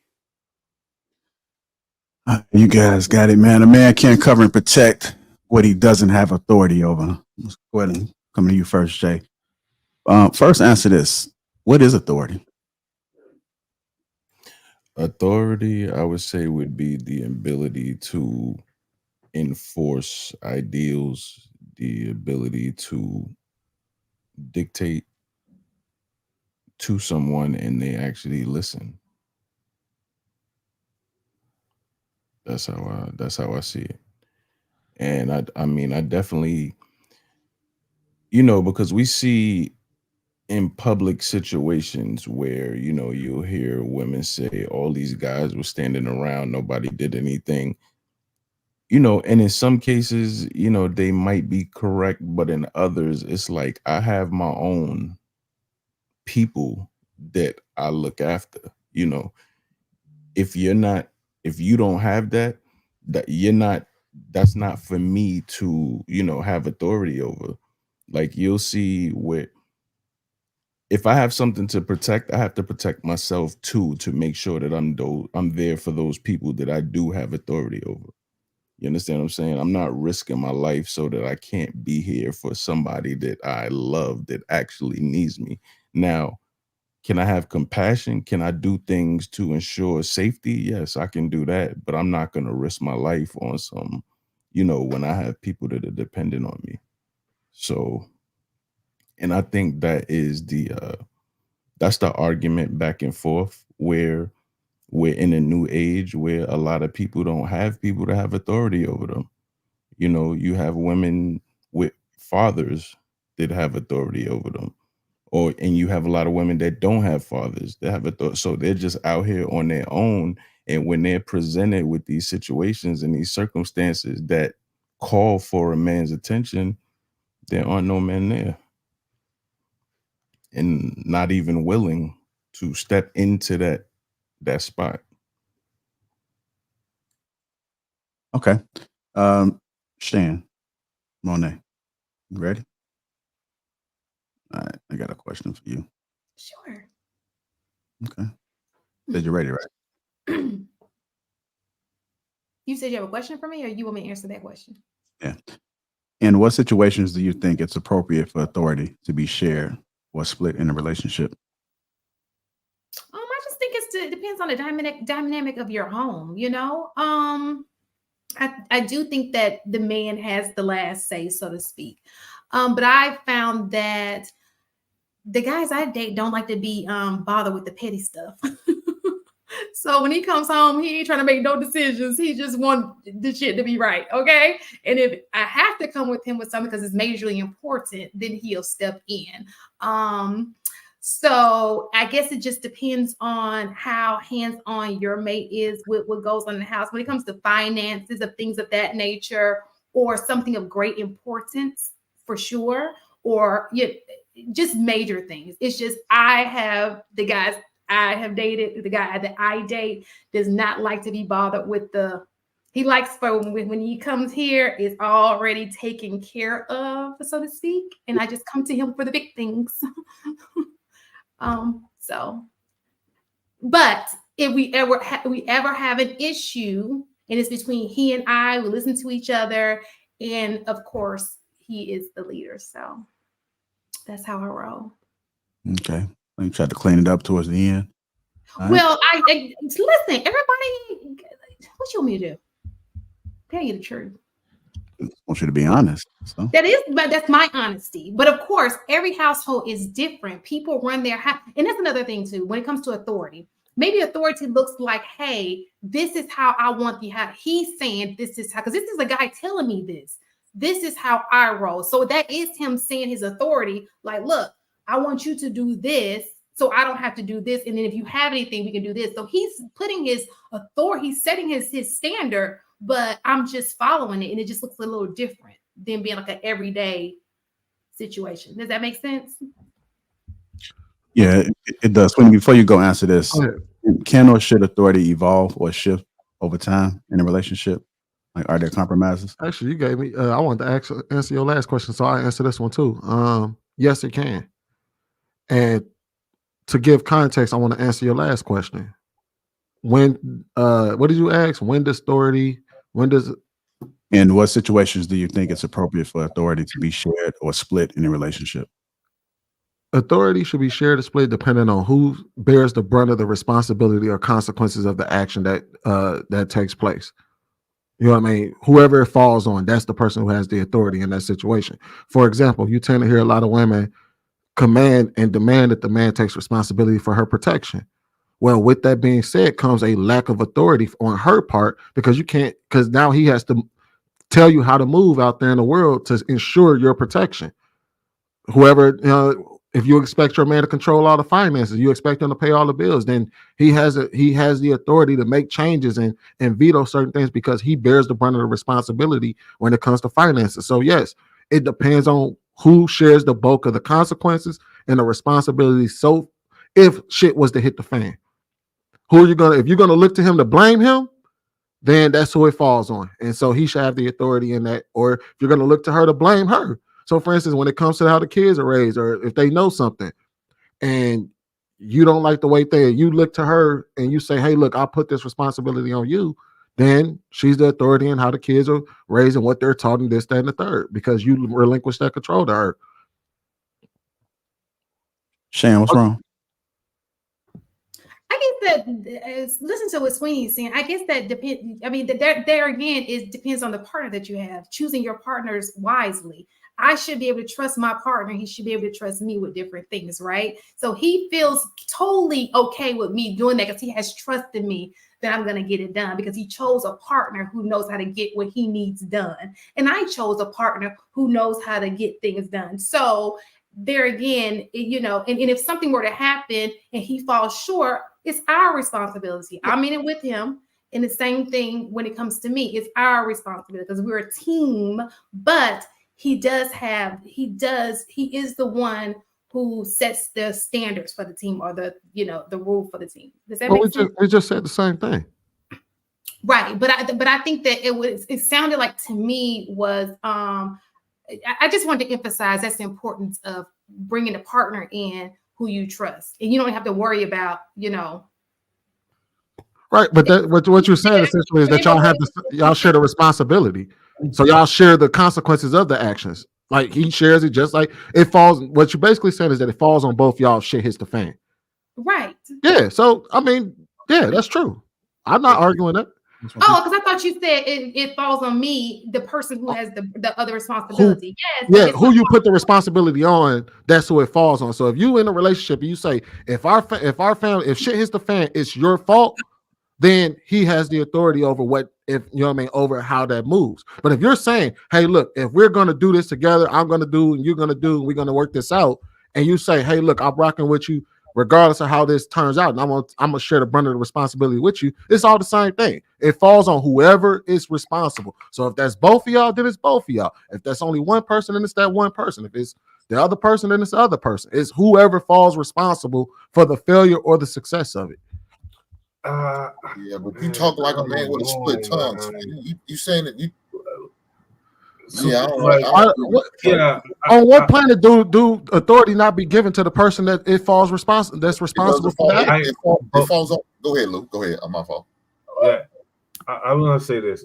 I agree. I agree to a certain point that responsibility falls on the person in which it was handed to. But you have to understand that heavy is the head that wears the crown. And sort of, if we're talking about a relationship dynamic and not a business transaction or a business dynamic. We're talking about male and female relationship dynamics and also their intrinsic behaviors behind it. Women are okay with you taking the lead and stuff like that, as long as you know that things are on your shoulder. The problem becomes, it's like when we try to do this like 50-50 equal of like shared responsibility, right? And shit goes south. There is no equal, well, you're partly to blame, I'm partly to blame. No, like it's gonna fall, like, shit's gonna roll downhill, and it's always going to be on the man's shoulder, you know what I'm saying, to take the brunt of it, right? Because when everything is going well, we're doing well together. But when something goes wrong, or something was failed, it's on you. You know what I'm saying? So, like, one according person to who? yield to the other. According to who? So can I just give an example? That's a genuine question. According to, like when you said that when shit fails, it falls all on you. According to who does it fall all on you? Society gonna tell you that. It's like most relationships, you're going to look over to somebody who has more experience and more authoritative position. Oh, fair.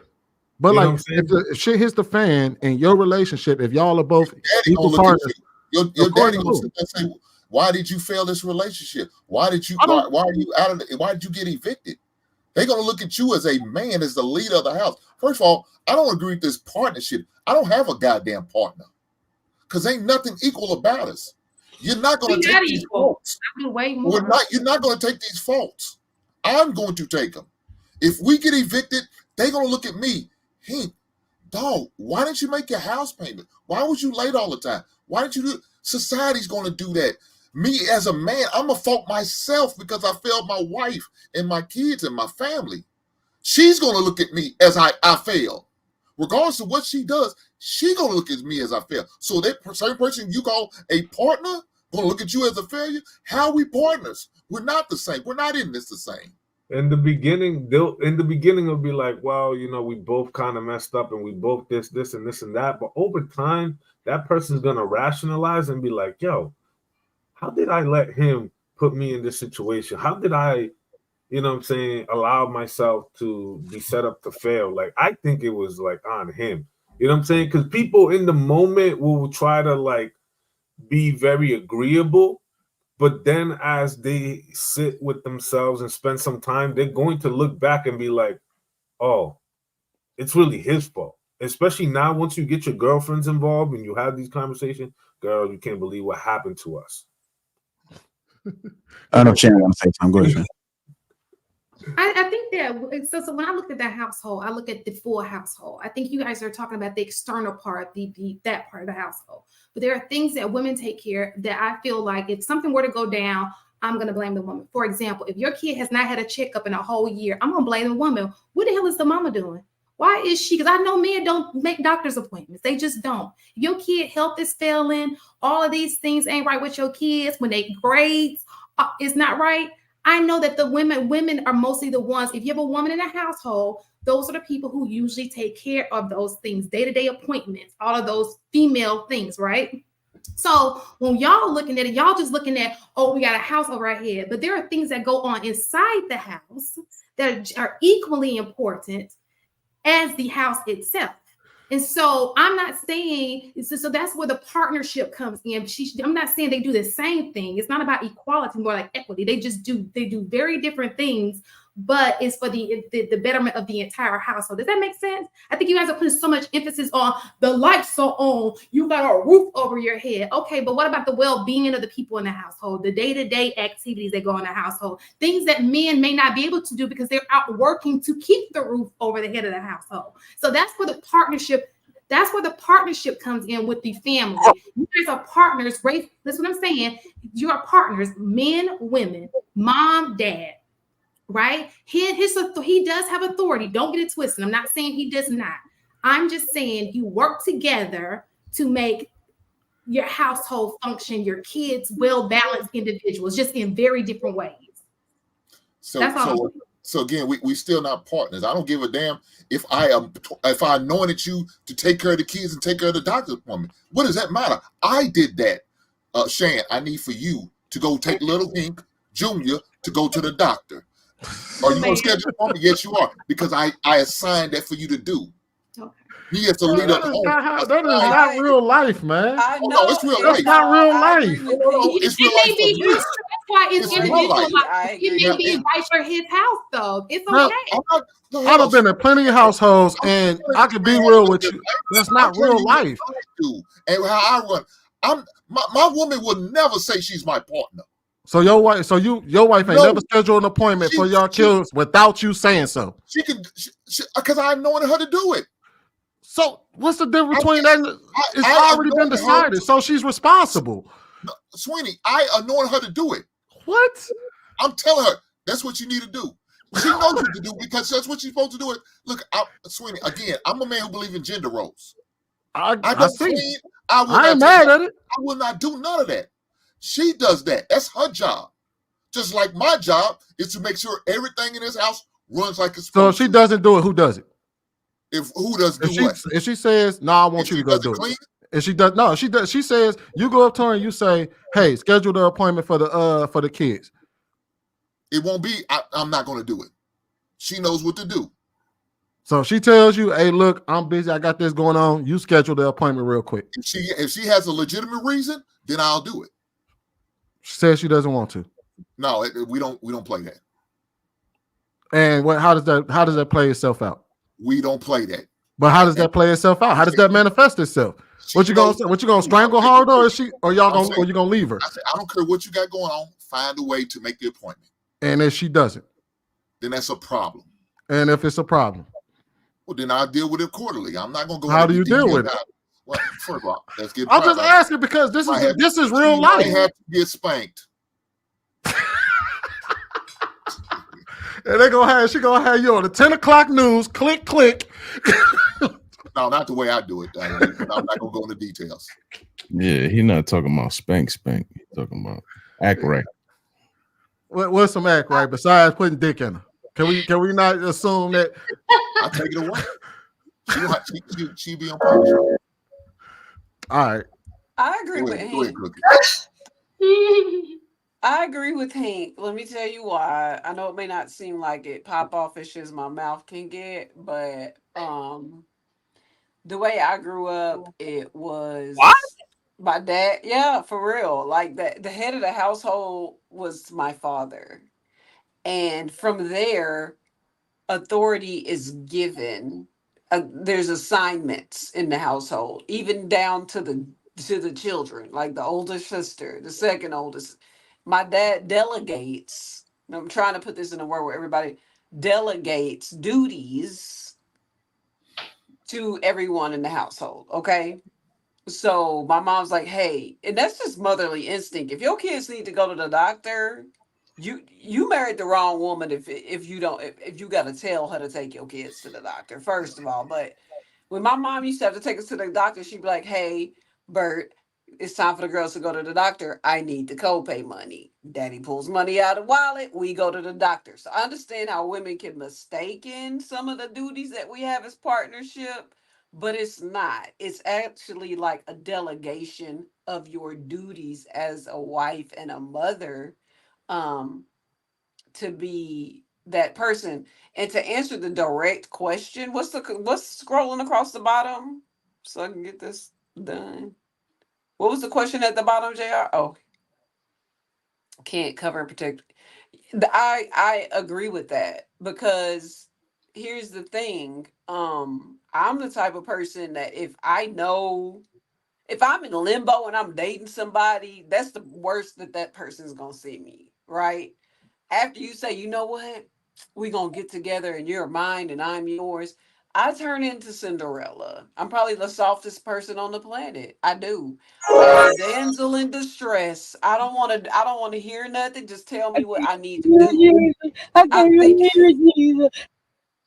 exactly.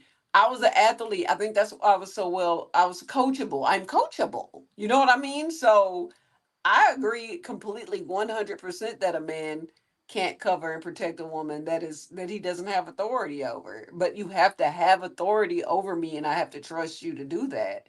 And once you get that trust, delegate my duties. But the authority goes to the male. That's just how that is. That's how I grew up. My brothers were in charge when my dad was gone. Even if my mom was home. So that's how I grew up in that kind of a household. Not to the point where they could disrespect her, but to the point where you need to make sure don't nothing happen to these women in the house while I'm gone. That is your job. And that's just what it is. And then, mom was doing other stuff, we were doing other stuff, living carefree, skipping through the garden, picking flowers and climbing trees and doing cartwheels. And that's how I want to be in a relationship. Obviously doing my work and going to work, but I want to feel safe. So yeah, man, just give them the authority. I'm trying to figure out what everybody's so afraid of with giving a man the authority. But I grew up like that, so I don't can imagine my life any different. You guys heard Cookie, man. Make sure y'all curate an environment where you're able to do cartwheels and skip and climb trees. Go ahead, Kaya.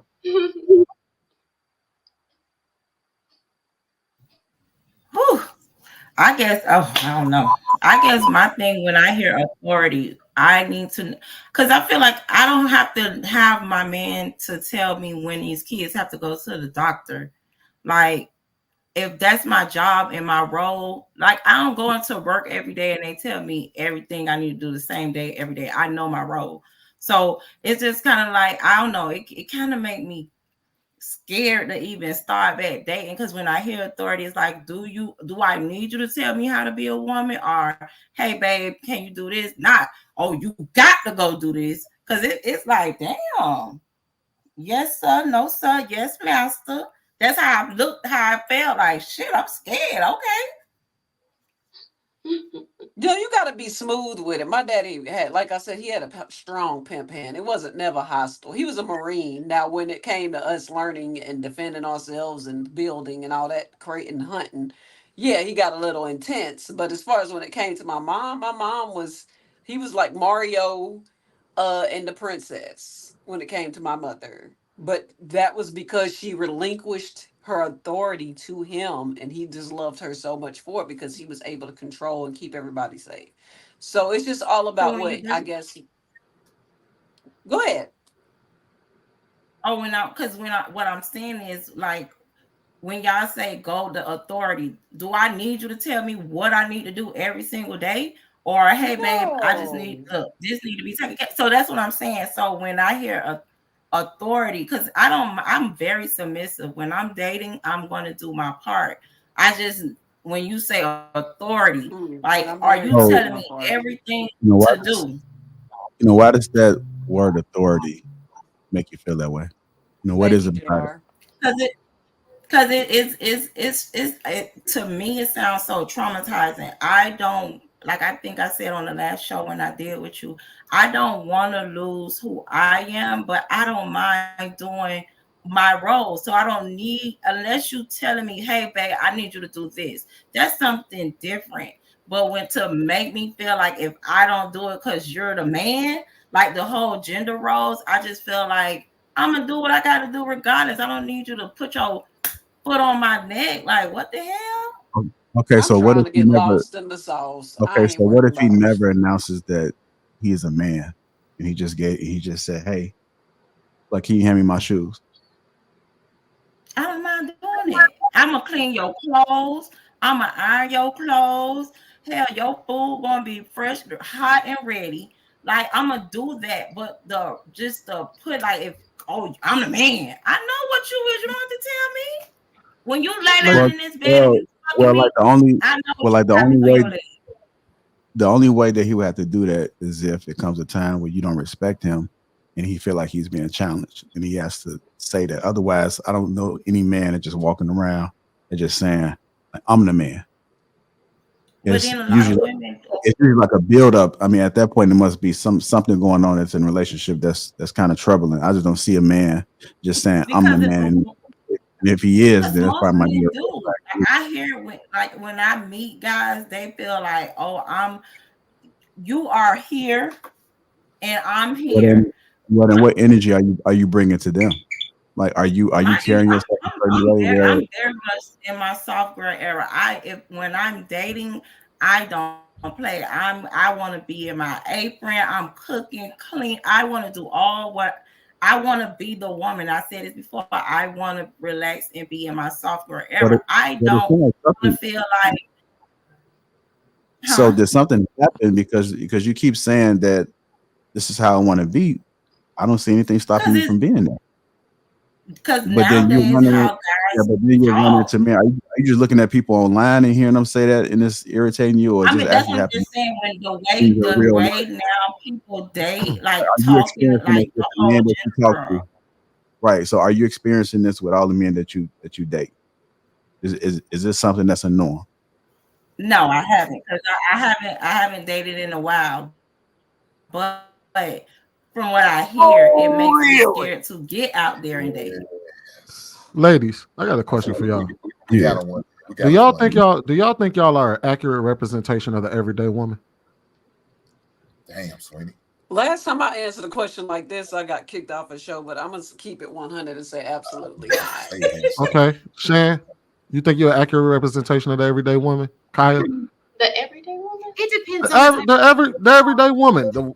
If you went outside and seen 10 women, we talking about 6 out of 10. In my neighborhood, yes. I don't think I'm a little. Kaya, my neighborhood, you think you represent 6 out of every 10 women? Jasmine, you feel like you represent 6 out of every 10 women? No, not really. Fellas, what about y'all? Do y'all think y'all are an accurate representation of the everyday man? Hell no, I know I'm not. So if I was your woman, I would have said no, because that's a bad thing. These women out here in 2020. I said in my neighborhood. Don't get it twisted. No, Shane, don't try to clean it up now. I got your ass. No. Listen, my first of buddy all, up here at the top. This time out. Let me finish. Can I finish, man? Okay, let you finish and I'll correct you. Okay. I'm not above reproach. I'm all for that. I like that. But let me say this. What she was saying, talking about you and your soft girl, no, you're not. Because if you was in your soft girl era, you would be okay with that authoritative to be your authority over you. And if he has to tell you just something to do like that, there's a reason why you push him to that point. It should never get to that point, right? We all hope it never gets to that point. But if it does, as a man, he needs to be able to tell you, hey, I need for you to do this. Does he may have to raise up and raise his voice a little bit and bow his back? He might have to. If you push him to that energy, yeah, he might have to. But just like we see in this video, most of y'all ladies don't want to give up that goddamn authority. She said it in the video. Y'all don't want to give up that power. Exactly my point, Hank. Exactly the reason why I asked you those questions. Exactly the reason. Please, it's not Thursday. This is not Thursday. This is Sunday. I'm agreeing with you. That's why I asked you those questions. I appreciate with the let go ad libs. Hold But on, I let got him finish, then we go to you. Let me finish. Y'all ladies don't want to give up its authority. Now, if you got a weak ass man, you should never give up no authority. But if you got a man like me, you better give it up. You ain't got no goddamn choice because you won't get blessed with me. A man like me will leave your ass in a goddamn restaurant. You deserve to be lonely by yourself. And you and your snotty nose ass bad kids that Shane always talking about. That's what you deserve. You don't deserve a man with authority because a man with authority don't want to be with you because he can't instill the rules and the regulations of the household. There won't be a partnership. There won't be none of that bullshit. Nope. Because it's not a partnership. He gonna let it know how it's supposed to go. If it fails, look to me. I better do what I got to do as a man to fix it, to correct it and make it right. You don't want them issues. That's why you're pulling your hair out now, crying you're lonely. That's why you're pulling in your nightstand drawer, pulling on that rose because you're lonely. Because you're not ready for a real man with some authority. Stand down, ladies. Leave the rose out of this, please. Go. Did not. Go ahead, Sam. What my rose got to do with this conversation? They're always coming back to the rose. Leave Rose alone. Right, them roses be helping y'all. Them roses is a part of y'all too. So don't you don't went too far with that now. That's because you are lonely. And that bed is cold at night. Listen, that bed Rose is is a teammate. I don't care if you throw your thermostat up to 75. It's still a cold ass bed. Because ain't no warm body next to it. Listen, real fast. This is what I need men to understand. The rose is a teammate of yours. You guys need to start working together to make it happen, okay? You're not enemies. You're on the same team. You plastic. And listen, y'all want. Hold on, Sweeney. Jasmine let's get Jasmine in there. Go ahead, Jasmine. I get what Kaya is saying, but I also get what Hinky's saying too, because I feel like she's saying she want to be in her soft air, but like Hinky's saying, we want to be this, but we keep running into men that are not a Hink or not a Sweeney or not a Jared. Like, do y'all take care of? The question was, do y'all take care of all the bills and the things at y'all house? Like, do y'all hold the house down? Like, y'all go out and work and take care of things for the men on this panel? Okay, so we can be. It's easy to be. I'm all about one pot, man. What do you mean by one pot? Ain't no your money, my money. It's our money. We coming together. If I'm blessing you with my last name, I'm blessed. You bless me with everything. I got your body. I got your paycheck. I got your soul. Not your paycheck. Got it. But no. Hold on, wait a minute. And this is why I asked Hank all those damn questions, because all the women on the panel, there's a reason why I asked them, do they feel like they are an accurate representation? Because all those things Hank said, they were all smiles and everything, but then as soon as he got done talking, it was like, hold on, wait a minute. I got some pushback to that. Wait a minute, I'm not rocking with that. And that's the reason why I asked. And if she's not rocking with it, then what? They don't want to relinquish their control. He's a little extreme. Don't speak for me. Don't speak for me. Hold on, don't speak for me. Only reason you said what you said. Listen, no, hold on, time out. But because I feel if we don't need to start doing that, establish that before I get married. I'm gonna do that. I don't mind if mine is yours, yours is mine. Hey, so be it. But keep that same energy. I don't want to start later down the line. Let's start that now. While we're serious, while you engage and all that. I don't mind doing all that. So me being in my soft girl ever versus that. Like, you don't gotta tell me. I feel like I felt like I almost had to lay on his lap and get spanked for a second. What's wrong with that? He scared the shit out of me. Oh, that's right. It wasn't a cute way, I don't think. I almost started cleaning up because he said some shit like that. Yeah, he scared the shit out of me.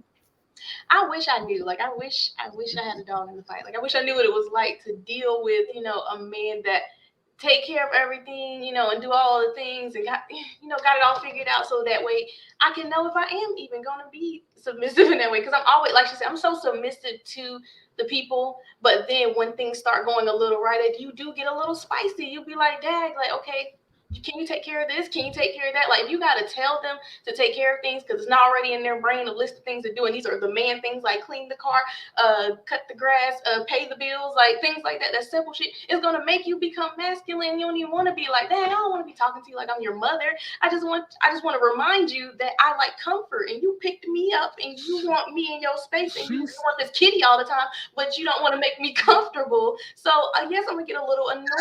She said when things get a little awry. She ain't even say off the chart. She said just a little bit. I'm gonna get out my body.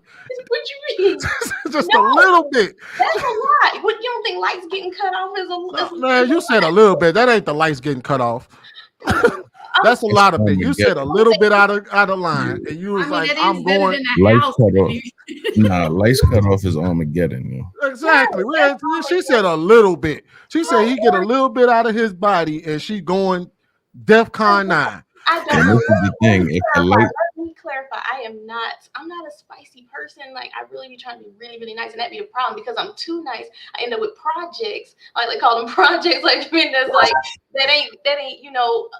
They ain't, like, y'all was laughing at my dude last time that was 40 with no car. So I'm like, I end up with just people like this because I'm so nice and I'm so understanding and I'm so, just trying to let the man be the man and build him up. But at some No, point, ma'am.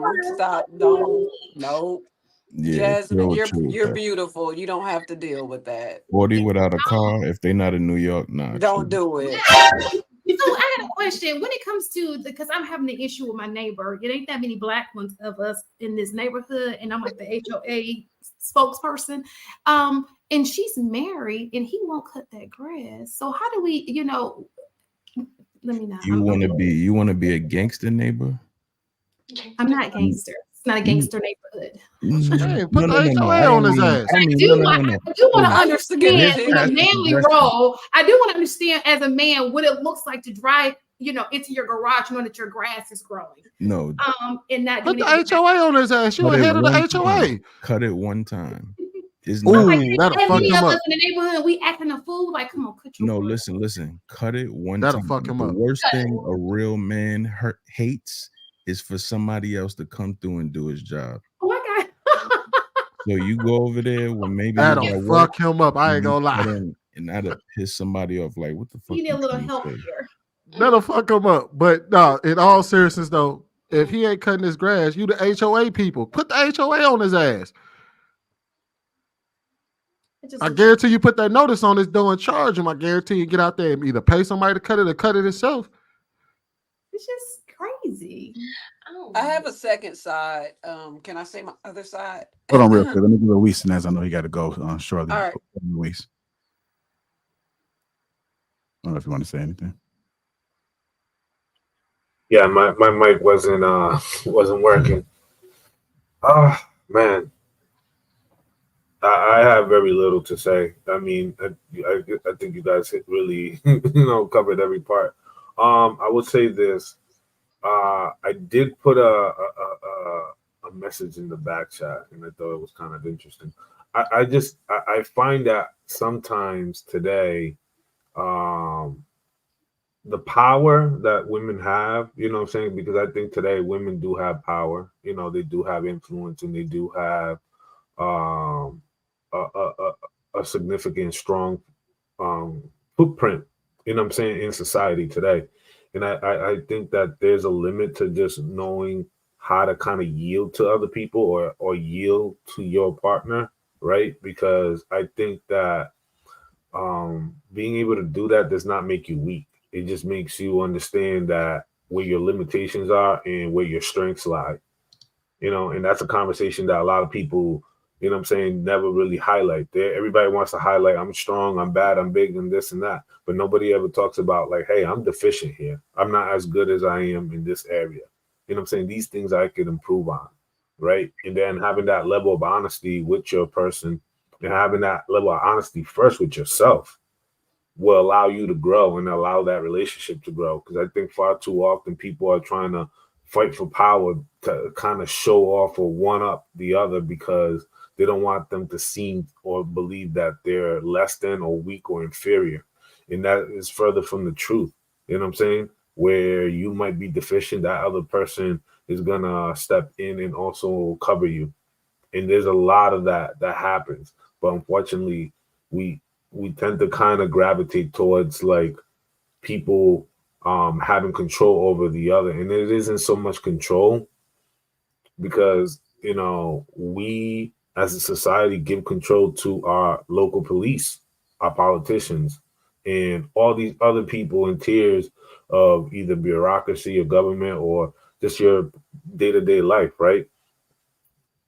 But when it comes to relationships, people have a hard time trying to filter themselves out with their person that they elected to pick. You know what I'm saying? They're much more, you know what I'm saying? I've always said this before, man. People are much more picky about the food that they eat and the places that they go and eat at rather than the people that they elect to build a life with, or procreate with, or lie down with, right? So be a little bit more picky about that and give the power or authority to the person that you feel is going to bring you to the promised land. Are you? I will say though, if No, I was going. oh my bad, go ahead, country cookie. Real quick. I have a second side, and this is for everybody in the panel and everybody in the viewing, because right now I'm single, right? And I said, oh, I'll be Cinderella. Look, y'all got men that's out here dating. Y'all have to be clear on what it is that y'all want. I'm that way in a relationship. In the talking phase, you might get a little pushback. And I want to make it very clear. As a matter of fact, you're probably gonna get a lot of pushback because I'm wondering. But if you're my man or going into being my husband, that's when you get Cinderella skipping and picking flowers and Elsa singing songs and not worrying about any of that. So in the meantime, between time, we need to figure each other out. That's what I wanted to say. I don't want people going around thinking, "Oh, if you date Cookie, she's just gonna be." No. That's not how that works. We need to be exclusive. So, and that in Houston, there's a lot of in between. Well, I don't know. I ain't got time. So, that's what I'm saying. Okay, I had to throw that out there. Who out here expecting? Never mind. You'd be shocked. Never mind. What aren't they expecting? Please let us know. I don't know many people, and this is me personally. I don't know very many men who expect all of this in situationships.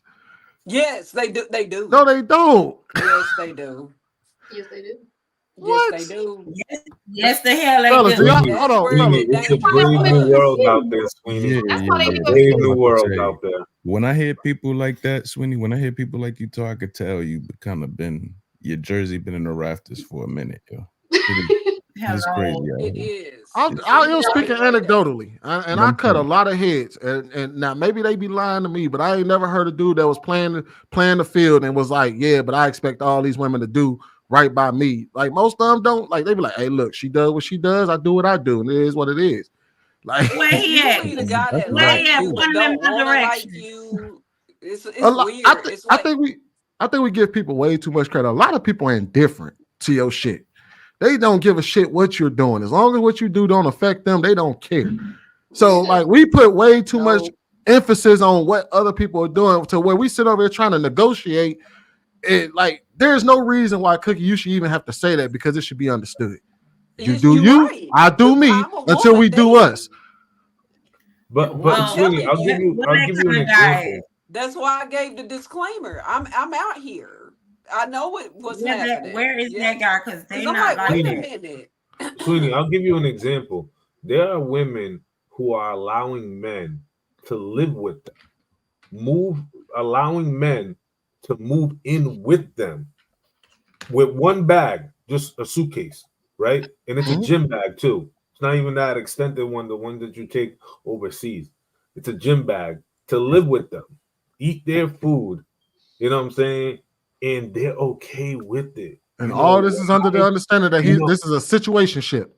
Nothing else from this is a relationship, bro. I recently, about 2 weeks ago, had a conversation with a chick, and I brought this up. I was like, "Yo, this is like there's a hobo sexual pandemic going on, and blah blah blah." And she didn't know what that was, so I broke it down, and she was like, "Oh, one of my girls is in that situation." I was like, "How so?" She was like, yeah, the dude, he lives with her, and you know what I'm saying, and yeah, she works, she makes good money, and you know what I'm saying. No, And I was like, I'm not disagreeing with that. Yeah, no, I understand that. I'm talking about when she a lot of understands that he's not committed to her at all. He's doing his own thing, and then she moves him in and says, "We're in a relationship." Bro, I'm telling you, and he's not lying. A lot of women, yo, it would behoove me to believe that women are moving in men just to be in a situationship. That makes absolutely no sense to me. If you're moving him in with you, it's because you're hoping to take whatever you have and boil it. There's a chemistry, there's a relationship bond. It's just that he's not where he's supposed to be at, or he hasn't accomplished the things that he needs to have accomplished in order for that relationship to take off. But she is electing him to move in with her. And that is happening a lot. I'm hearing it, I'm seeing it, and this isn't YouTube or any of this stuff. I'm actually having conversations with women who have told me this. You know what I'm saying? That's not what I was. That's not the same thing, though, Luis. What I'm asking about. That's not the same thing. I'm basically saying, I can put it in 5 words. Don't try to train me until you have maimed me. Let me just put it like that. I ain't gonna be that person, Cinderella, until I have been. You've told me that I am your woman. That's all I was saying. But some men out here don't want to commit to saying, "Oh, you're my girl and I love you and we're gonna be together," but they still want you to act submissive. It's men out here like that, and I'm just like, wait, hold on, bruh. And when you're not, then you're a problem and you toxic and you're childish. So yeah, that's what I'm talking about. Dude, I don't know any. I was going to say the same exact thing she just said, because the last situation I was in, we went into getting to know each other, but turned to now you want me to do too many girlfriend things without a title, and what I'm not doing all that. Now while we're talking and getting to know, you got to sit down and say, "Hey, Kaya, I want you to be my woman. I don't want you talking to no other man." Specify it. And it's sad because I have this conversation a lot. A lot of men don't like to say, yeah, that's what half of these men is doing. You can't put all that on a woman. A woman, half of the time we minding our own goddamn business, doing our own goddamn thing, and here come him bopping his ass around the corner, talk about, a nigga just want to get to know. We do it. I tell a lot of dudes all the time, I don't want a relationship. So if you're looking for some pussy, it ain't here. Wait, hold on. That don't make any sense. That don't make any sense. No, you sit there and say you don't want that man to have authority over you, though. No, you didn't like the way I came at you. You had a problem the way I came at you. So which one do you want? Do you want that authority or do you not? No, you can't say you want a relationship, but require. I'm trying to get to know you. I'm trying to get to know you. That I just said this on Sunday's thing when we was on y'all show. I said nowadays people are dating backwards. They jump in the bed first, and then that's when they always, oh, she gone crazy, nigga. You had me thinking I was your fucking girl. Like, don't play with me like that. You don't want me to tell me what it is before we go any. Don't even collect 200. Tell me right now. What? How do we think you as a girl? But Kaya, did we tell you our woman? Or you just assumed that? But that's half of the time. See, I'm not saying half of the time. You got to understand. This is what some of these men are saying to women. I'm a prime example. What is he finesse you out your drawers? What's he doing? No, because one thing about it, I ain't fucking unless I want to fuck. That's one. So what is he doing then? No, what is he doing? He ain't getting nothing. You ain't getting nothing. So I know that you got. Let me help you out. I know. So I'm not. So I think that's what she's saying, because this is the truth. Okay. So I know you guys are your moral character is up there, right? But you have men who don't have the same character as you do. So what they'll do is they'll fake it till they get it. Okay. So they'll do everything. This is what I'm saying. They'll do everything it is, to it's called it's not gaslighting. It's called love bombing. They'll do everything. Bombing. There you go. And that's why that term came about. They'll do everything like you're in a relationship, and they'll do it for months. So y'all fall for the banana in the tailpipe. They fall for Oh, that. it ain't even that. Hey, hold on, Hank. It ain't even that. Hold on, wait a minute. Let me understand this. For it. It's not. 'Cause It's she- just the fact that it's getting out there. This is Wait. after Hold the on, pandemic. Kai. Hold on, Kai. Hold on, Kai. Because you said that he expects you to do girlfriend things, right? He ain't even. So you saying that he's doing all these things to get you, these boyfriend things? Because you said he love bomb you. That's what boyfriends do, right? He's giving you all these things. You ain't even gave him no ass yet. This is And on top of that, you said I'm not looking for no relationship. It's not transactional. So what the hell is he actually doing? If the thing is, I think y'all bypass the fact that if me and you meeting each other, I want to get to know you. I ain't trying to get in bed with you. I want to get to know you. And half of the time they think when these guys think we want to go on dates, they think we want to go on these most lavish dates. I don't want to do that. I want to get to know you. I want to know who you are. That right there is like, it mind blows me because I want to get to know you. If that was the case, I will go and sell my ass if I just. It sounds like he was just trying to be in a relationship with you. You cut it off at the door because you Listen, don't know what his intentions were because he never got past them. Love bombing is at its finest right now. How you gonna accuse him of love bombing? How do you know he was love bombing you? Because as soon as you get, as soon as he got some ass, he bounced. No, as soon as they want that ass right then and there. You go to a as soon as you tell them you're not gonna get ass, they bounce. You know, men want ass all the time, regardless. So is he still sitting? The only way you would know this is if you gave it up to him and everything stopped and he ran away from you. That would be the only way you would know that. That can happen. Like I said, I'm hunching when I want to hunt. I'm giving an ass up when I. Well, if you're giving him some ass and he's still doing the things he was doing before, then what's the problem? Sweetie. But you missing what we're saying. We're saying all women ain't just fucking. This is the thing that they. We know that. We know that. Well, that's why he's doing all the things, and he hoping ass comes with that, right? As long as once he gets the ass, he's still doing the things he was doing before. It doesn't matter whether he wanted to fuck or not, because he's still doing all the things that he was doing before. You saying you stopping the buck at I'm not fucking you, and then he says, all right, well, I'm gonna take my ball and go play somewhere else. What did you expect him to do? Let me help you real fast. Okay, so look, Sweeney.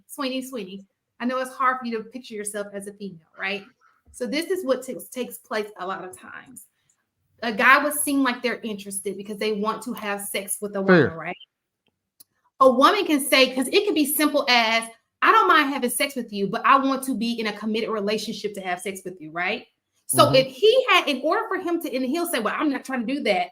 And then maybe he disappears. And that lets you know maybe it was just about the sex because you just told me you want a commitment for the sex. And he said no. Okay.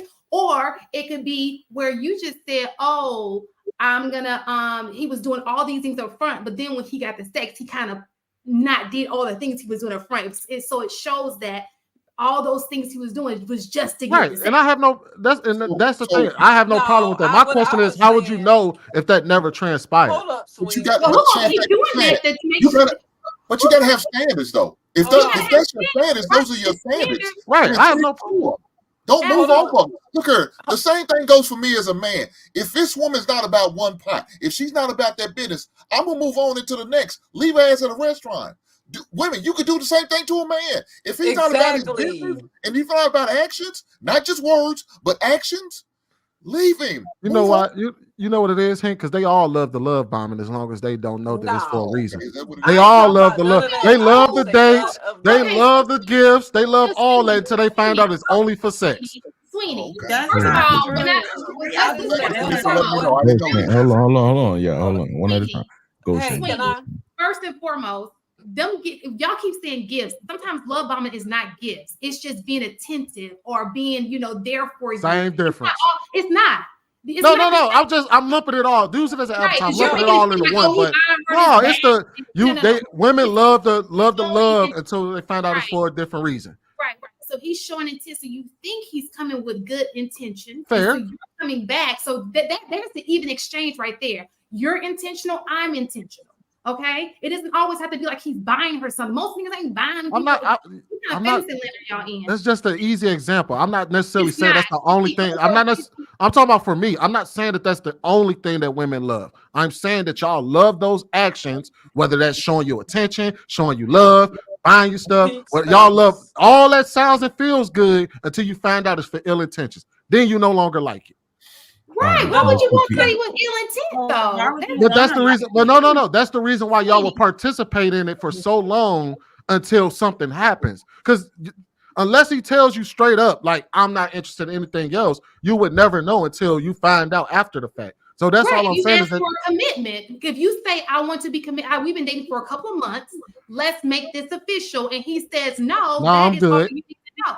Right. So in exchange, that's no different from a woman coming unintentional coming to you and she just trying to get a bag out of you, get money out of you. Y'all always looking at it. Y'all never look at it as the opposite. You understand what I'm saying? It's no different from, I want you to see how it feels. Like if a woman comes to you and she's just using you for money, all of a sudden you're going to realize, oh, she don't even want to deny me. She's just using me. That's how women feel on the opposite end when it comes to sex.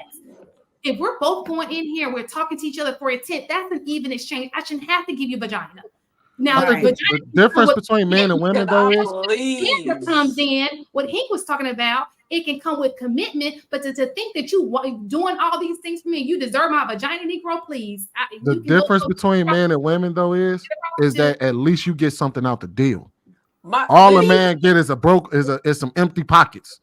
If sex ain't involved. If sex ain't involved. Wait, no, let me go. That's what I'm saying. Let them let you go. I was not part of this whole conversation. She had her hand up for a long time. I specifically say, if I've had a conversation and I decide to give you some, and you've made it clear, we've made it clear that we just chilling. Don't flip it and catch feelings without trying to make me your girl and then try to train me to be Cinderella for you, and we're not technically together. Because I'm going to do what I want to because I'm grown. I'm 41. But I'm talking about the total opposite. We know what's going on as two adults. But at every moment, I felt in my previous situation, I'm getting judged or I'm like, but Nick, that is not your job though, because we're not together. Remember? Wait. So that's all I was saying. Bump that. No, hold on. Listen, my heart and my vagina are Siamese twins. When you mess with one, you mess with the other. We go together. Did y'all hit?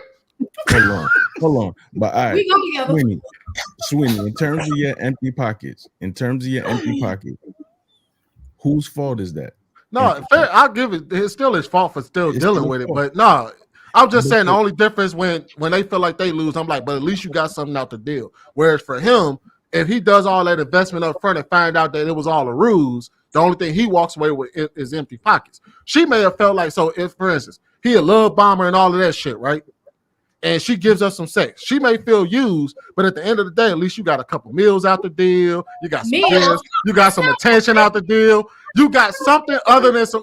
It would be different. Like, say, for instance, he was love bombing you with "I love you." I thought you was gone. That's not realistic, Sweeney. Most people are not millionaires. Most of these women are not dating millionaires. I'm not saying that, but dudes still got to pay for shit up front regardless. It doesn't matter whether you're a millionaire or work at Mickey D's. If you take a girl on a date, you still got to pay for it. I love hearing y'all two boys. Can we hear Jazz? What you got to say about this, man? Jazz is just listening. Skip you. Jay, what you got, bro? It was funny, but yeah, I think I agree with Kaya, but yeah, you can't really like sleep with someone without catching feelings, unfortunately. So it's like, especially if it's good and it's worth it, eventually you're gonna be like, hey, who else you messing with? Like, what are we? If you know that's the case, then why you sleep with the man? If you know that's the case, then why sleep with him? Because you probably, like you said, you just want some penis. Like, okay, so don't get mad if you catch feelings and he's not living up to what your expectation. I agree with that. Yeah, I'm not mad at it. You know that about yourself. But don't get mad. Let me say this again, because the guy did what he should have did. He fucking got up. For a guy that don't care about you, why would you cutting off your feelings hurt him? You first saying I'm sorry. You said cutting off. I don't do that. If a guy doesn't have feelings for you, we go together. You said if he if he doesn't have feelings for you and he exudes that after y'all had sex and you cut your feelings off, how would it hurt that guy? That's not my Go ahead. situation. That's not the situation. So What I was saying, what I was trying to say is, if we've come to an agreement together, and I asked him like, where is this going? Oh, okay, all right, I'm cool with that, and we're steadily becoming friends. Don't get mad at me because I'm not acting like your gal when I know what's up. What does that mean? Makes sense. What does that mean? What does that mean? Acting like your gal. Like, what does if that mean? I'm not being, why you're not submissive, you're acting like this, and you're acting like that, and this is why this. Don't give me no list of why. What do you mean acting like why? What do you mean acting? This is why what? How many people have you dealt with that this was actually a problem? Oh, you know what? I do have a story. I'm gonna back you up on this. Was this only one guy, or how many dudes actually did this to you? This probably like 2 my whole life. What are we talking about there, But man? I don't date a lot. What are you talking about?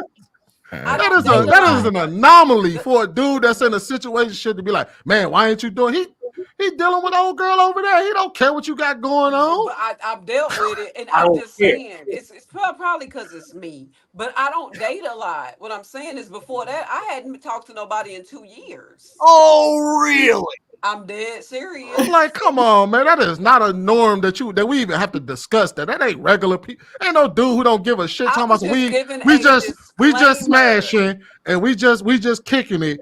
But why ain't you being a girlfriend of me? No dude who's trying to get that type of deal. It ain't a girlfriend, but why aren't you acting a certain way? But I was just giving a disclaimer for my Cinderella story. Once I become your girlfriend is when you get Cinderella. While we are in limbo, you don't get Cinderella. And it do be men out here that want Cinderella while they're in limbo. Is it enough, man, for that to be a topic of conversation? Yes. It should be. I think this is a great conversation.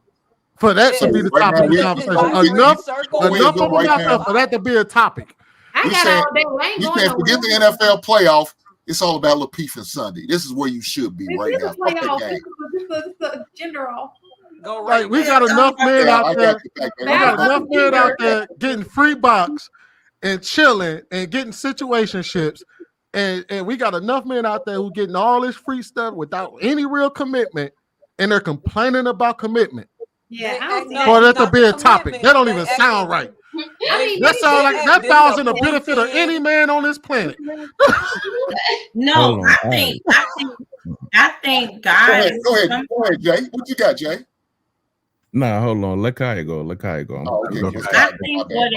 think what it really is that the guys sometimes don't. Okay, so let me say this. Let me say this to say this.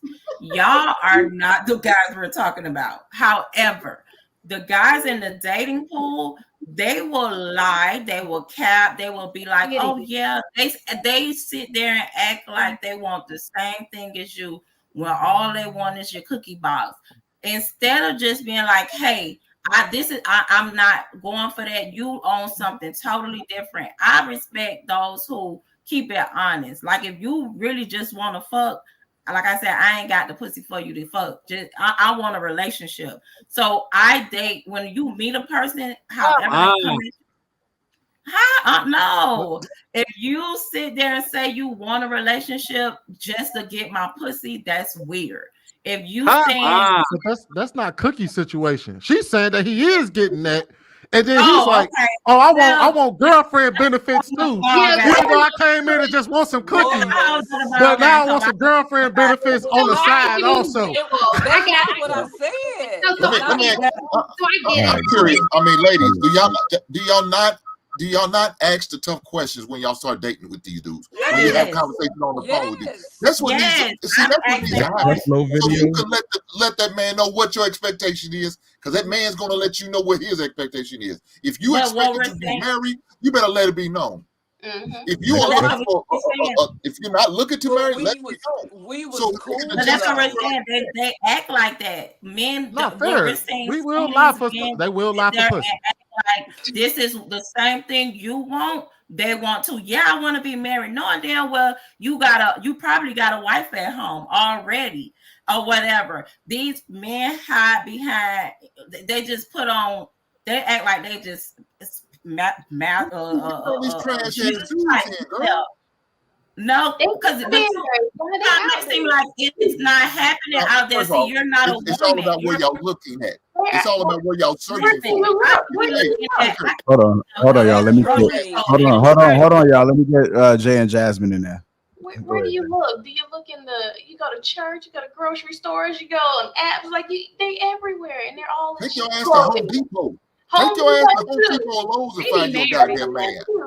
I bet y'all, but y'all won't do that. Y'all won't mess with him because he got dirt on his nails. No, because I don't know. He don't make over $85,000 a year. No, because they be married and they be trying to date you. They do be married. Stop. Some things just don't make logical sense. Y'all need to stop. It don't make sense. Y'all don't. Y'all are no. I get what you're saying, Kaya. Dudes do lie for that. I ain't gonna. We lie for that. But I ain't never met a dude that lied for a relationship while in a situationship.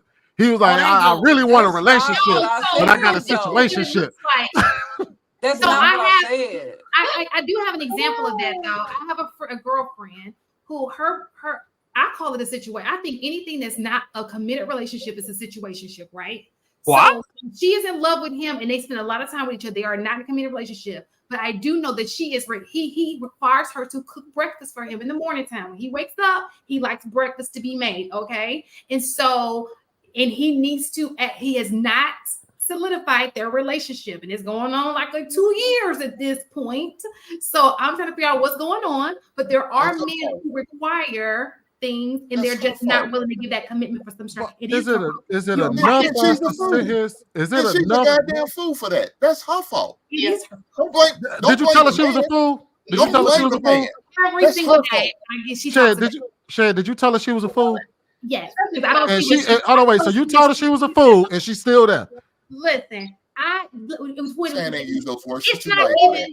Look. It's not even just that. I can't believe it, Jesus. It's the disappearing at night. It's the call back, the text back 5 hours later.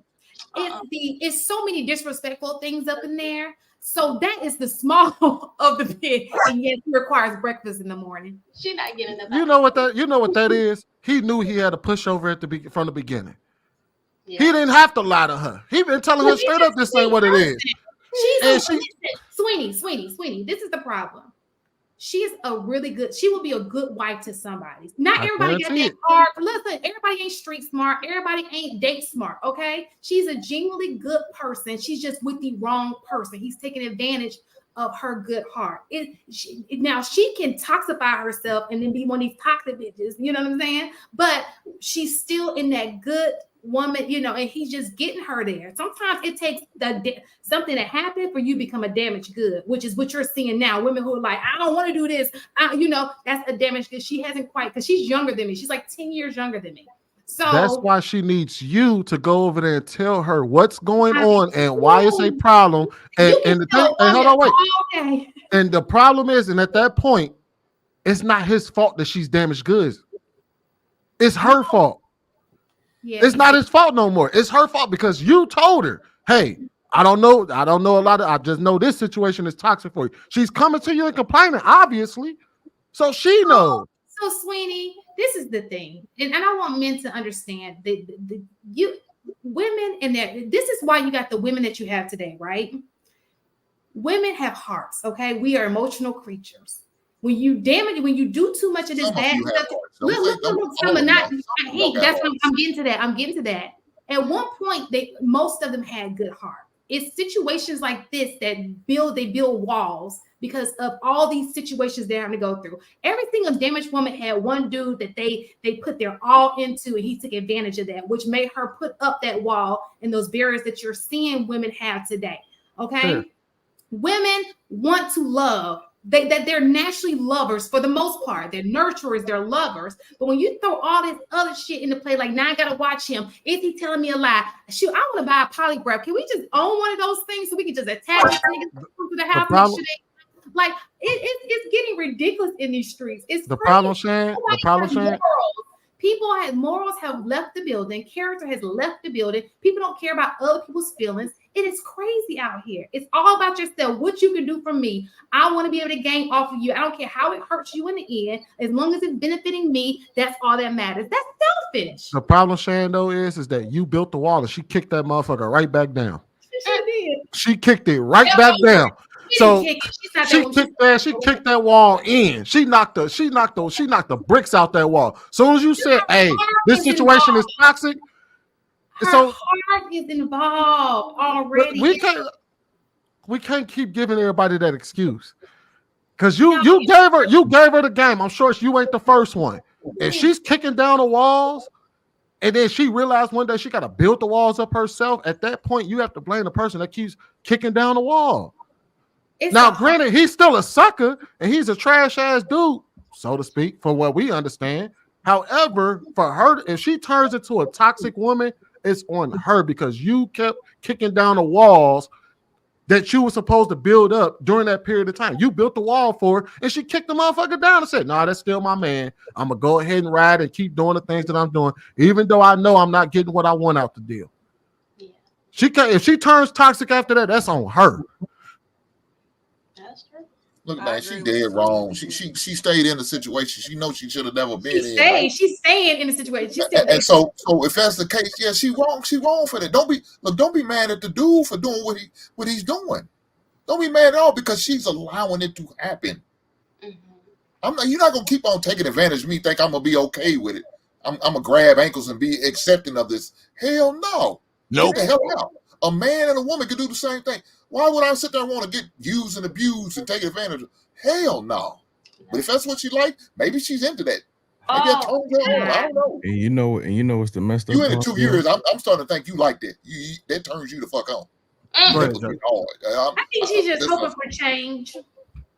Okay. And there's probably somebody on the other side of town. There's probably somebody on the other side of town with the opposite situation. A good dude with a damn terrorist in his crib, tearing his shit apart.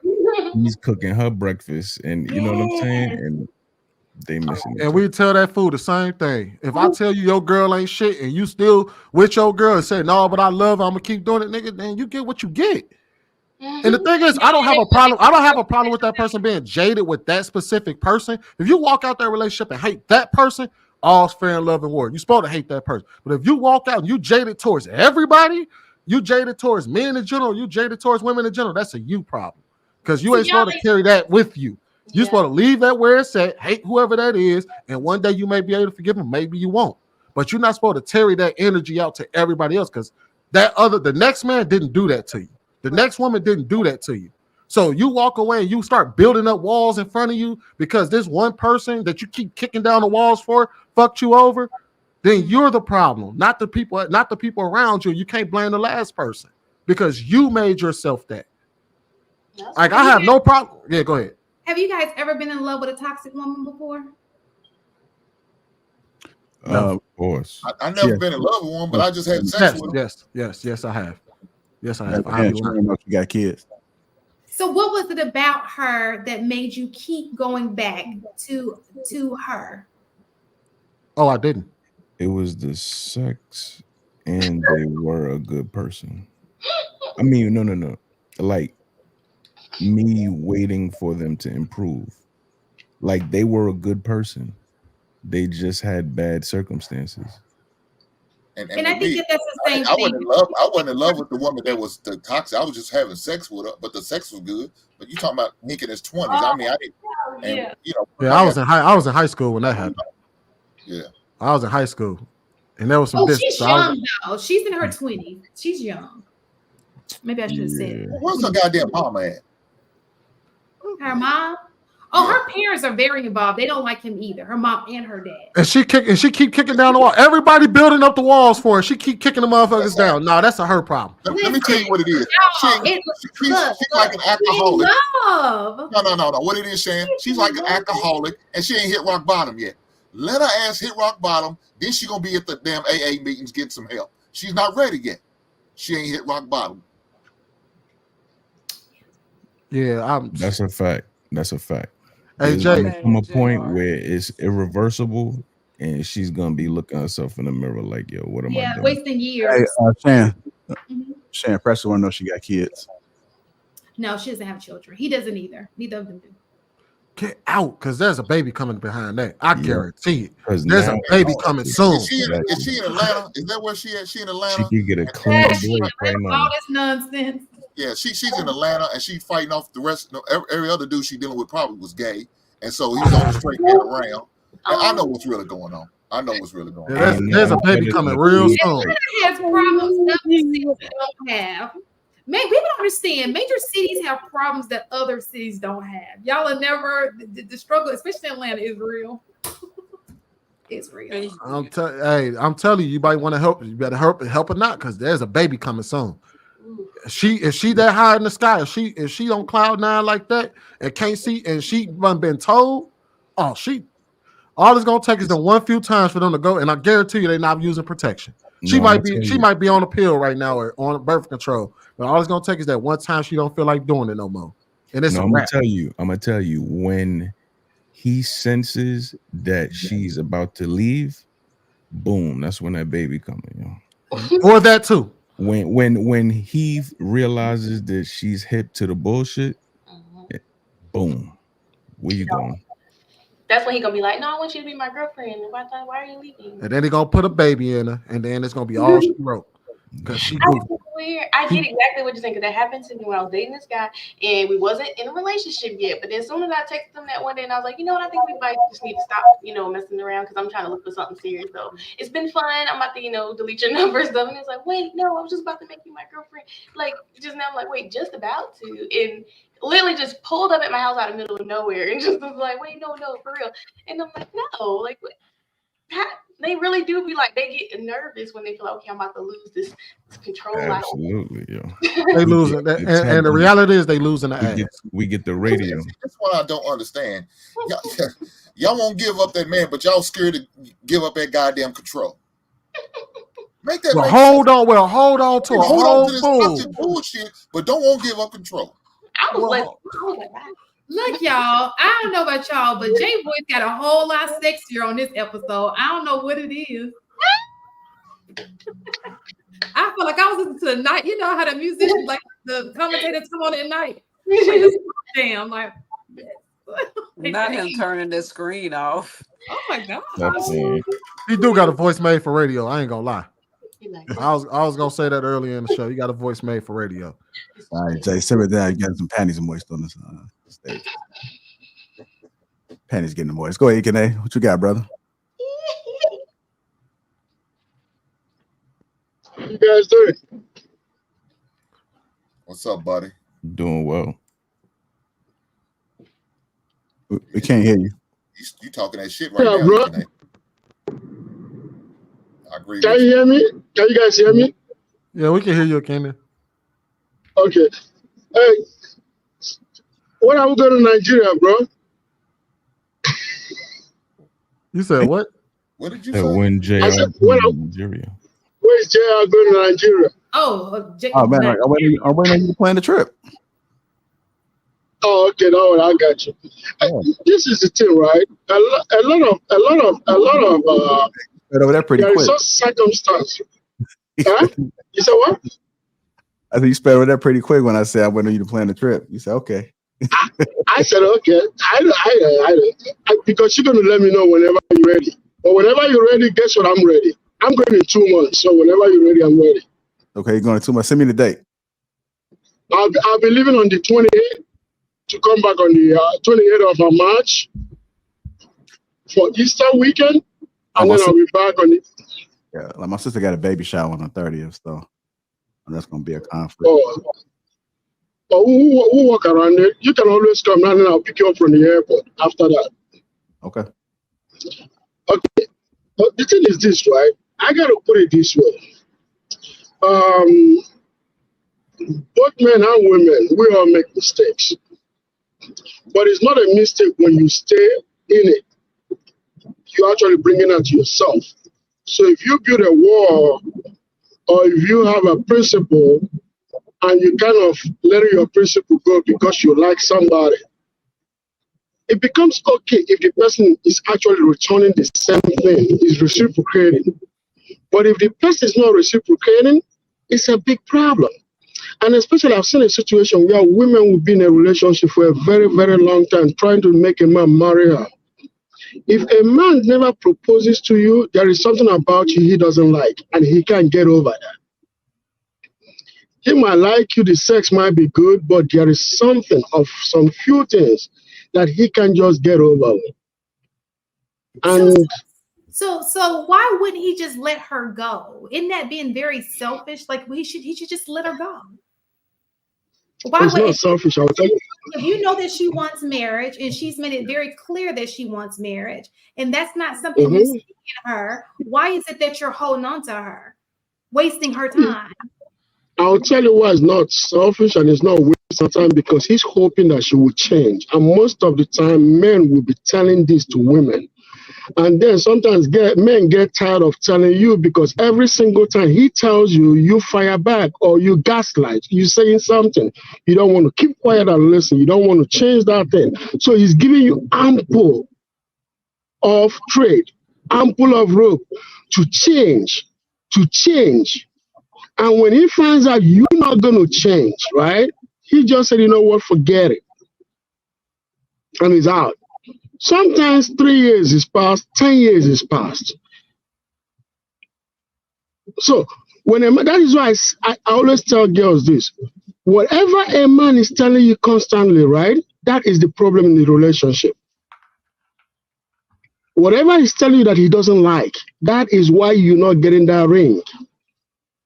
But some women think they can sex themselves into marriage. You can't do that.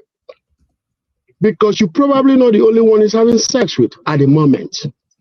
The reason why he hasn't gotten rid of you is because he hasn't found anybody to replace you with. And as soon as he finds that person, you're gone. And you know what? You are absolutely right. But I'm going to tell you men out here, and I'm going to tell you women out here, when you use people, that shit come back on you, okay? And you wonder why you're not doing it. Your finances is low. You can't make more than $35,000 a year. You know why? Because you out here trifling, and it come right back to your household with your trifling butts. Okay? Sam, how is somebody using you if I'm telling you what you need to do to change? Right. No. So what in fact, I'm going to the point, I'm giving you a solid by trying to educate you and give you an opportunity. Now, if you don't take advantage of the opportunity, then it is what it is. Hank, that's not the part I'm talking about. I'm talking about the part. That's you're right, absolutely. I'm talking about the part where he said that until somebody else come, I'm gonna leave you. If you know that she's not the one for you after a certain amount of time, don't hang on to her. Go ahead and let her go. You don't have to find somebody else to replace her. You should leave her, heal yourself before you're jumping into another relationship first and foremost, and then go into a relationship. You shouldn't just be waiting around until another person pop up and just jump from one person to another. Like, when are you healing? When are you going to be? It's almost like you can't be by yourself. That's crazy to me. Mana, let me tell you something real quick. Do you know that there's been a situation when a man tries to leave a woman and she chases him down the street for trying to leave him? And she's not going to do that with another woman? Like, hold on, McKenna. I think we're confusing 3 different scenarios, right? Okay. All things equal, men have no problem bouncing, right? So if we talk about a situation where it's just 2 people together and she's not the woman that he needs her to be and she keeps pushing back, as long as there ain't no kids involved, he not leaving. Most of the time. If there ain't no kids involved and he got a free out, he won't leave. But a lot of times, if there's kids involved or if they're married, that's when you start to see men less likely to bounce on those situations, because they understand, like, hey, look, if I leave, there's other things that may take place. Never mind. I was gonna go too far into that, but yeah, I don't think most situations, all things equal, a man is probably gonna bounce if he don't like you. Okay, gotcha. And that's fair. If you don't like something, you can leave. But it's just when you're holding on, you already know you out of it, and you just there because you're trying to get benefits out of it. To me, that's not fair. And you need. Yeah, most men, they like the benefits, and they gonna try to get you to do. Go ahead. This is what benefit am I getting if I got to constantly tell you you need to be making change? What benefit? You're stressing me out. You're gonna give me high blood pressure. Give you more reason to leave. Just leave. So, but you talk about saying I get the benefits. What benefit? I can go get a shot of ass next door. But you just said situation, that's your fault if you're there, right? So if she's stressing you out and you're not getting benefits, that's another reason why you should have been just leave. No, what Hank is asking. Shay, you're not listening to Hank. What he's saying. That is the problem that we have in relationship. Men don't leave because they want to leave you. No, they leave because they can't take it anymore. Because guess what? He's there because he loves you. He's not marrying you because there are things he can't get over with. So it because those two things together cause complication, right? When you mix those two things together, it's called complication, right? The guy is conflicting himself because he wants to leave you, he doesn't want to leave you. The problem is your attitude is pushing him away, but the love he has for you is keeping him there. So it has nothing to do with his sex at all. But the thing is this, I love this woman so much that I really, really want to be with her, but I can't just get over the fact that she is dirty. Or she can't listen. Or she can't even do things when I told her to do it. Just like the other lady was saying that, oh, I want to have some authority. Yeah, some authority is okay. But that authority is when he's not at home. The man is at home, right? You have zero authority. But when he's not at home, he wants to give you certain authority. That means when I'm not at home, right, I want you to call me. To call me and tell me this is what happened at home. Then I will say, okay, fix it. I just want you to inform me. But sometimes there are things that I want you to take care of. But I can't come into the house and I say that I need this to be done. And you asking me, why should it be done? You asking me why? Whereas I know that we need to fix this. And sometimes, so there are men that don't want you to be always challenging them. Every time that they tell you to do something, you want to challenge him. He doesn't like that. And he's been trying to tell you that you should stop doing this because that is why I haven't married you, because you try to challenge me. You try to wear the pants, whereas one of us have to wear the skirts. But you don't want to wear the skirts. And we only have one pant and one skirt. You don't have two pants. You have one pant and one skirt. But I got to wear the pants, right? Are you like, no, I got to wear the pants. So now I got to wear the skirt? I can't wear the skirt because nature doesn't make me, or nature never created me to wear the skirt. So until women understand that when you walk into the house, you got to give all authority, 100% to the man. You can't give him some authority. No, he has to demand that you relinquish all authority to him. And the thing is this, if you cannot trust the man with all authority, you shouldn't even be in a relationship at the first place. So if I can't take all authority, you can't even walk through my door. How much more to even sit in my house and sleep on my bed? No, I got to be the one dominating every shit here. Then the day we have a problem, you got to go. But some men will not tell you to go right away. They want to give you time to fix this. They want to give you time to understand that I am the man. They want to actually ask you to give them back that authority or to do what they tell you to do. And at the end of the day, I do blame those men because you should know how to get rid of a woman right away. But are we going to fix the world like that? No, we can't. Thank you for clarifying. I didn't know that the way it was saying it, that makes so much more sense if you have your heart. But then I would even ask too, and I just ask this for men, if you know your heart is somewhere, take time to heal before you just jump into another relationship. Like it's got to be a space, a gap in between that. You know, don't just be like, oh, I got a replacement, let me jump in, because that's not even fair to the person who's coming into that situation because your heart is already taken. Yes, she may not have been the woman for you to marry, but your heart is still there. And I can't do anything, you know, and then you start comparing and all that kind of crap. So you should take time off. You shouldn't replace anybody that quickly. Take time to heal, be by yourself for a moment, and then go into a relationship so it can be a healthy relationship. You've already left that behind. but Shan, we're not. Most men are not doing that. They just find a new woman to fuck on. That's Don't the mean we're in a problem. relationship, but we're not in a relationship. You said find before you get a relationship. He That's why we got hurry to get a he relationship. said I found a replacement. So I was thinking about Yeah, but he might be talking about somebody to give some dick to. Oh, okay. I didn't know that's what he meant. My apologies. Yeah, that might be the case. I'm not just looking to get in a whole-fledged relationship, but I still have my desires to want sex. So I got to do what I got to do. But won't it be easier to meet women who only don't care about just giving it up when you want to? That's my thing. And I don't care.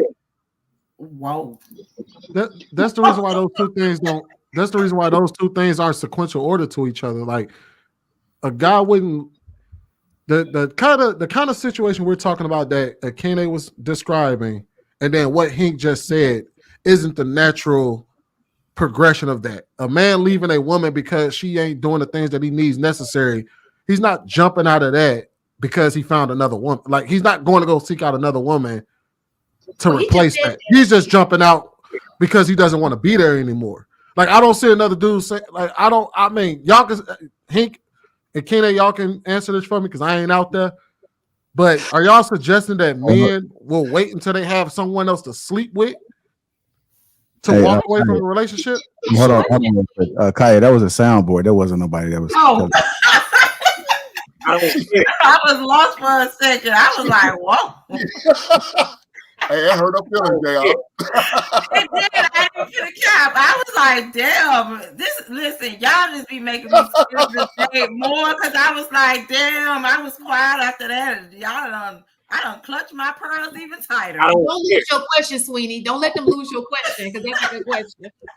Nah, so okay. So it's a revolving door. I mean, the realistic thing to do, the mature thing to do would be to take a break, regardless. Whether you're hopping out of a relationship into something to just be intimate with, the smart thing to do would be to take a break because you're just gonna have a revolving door.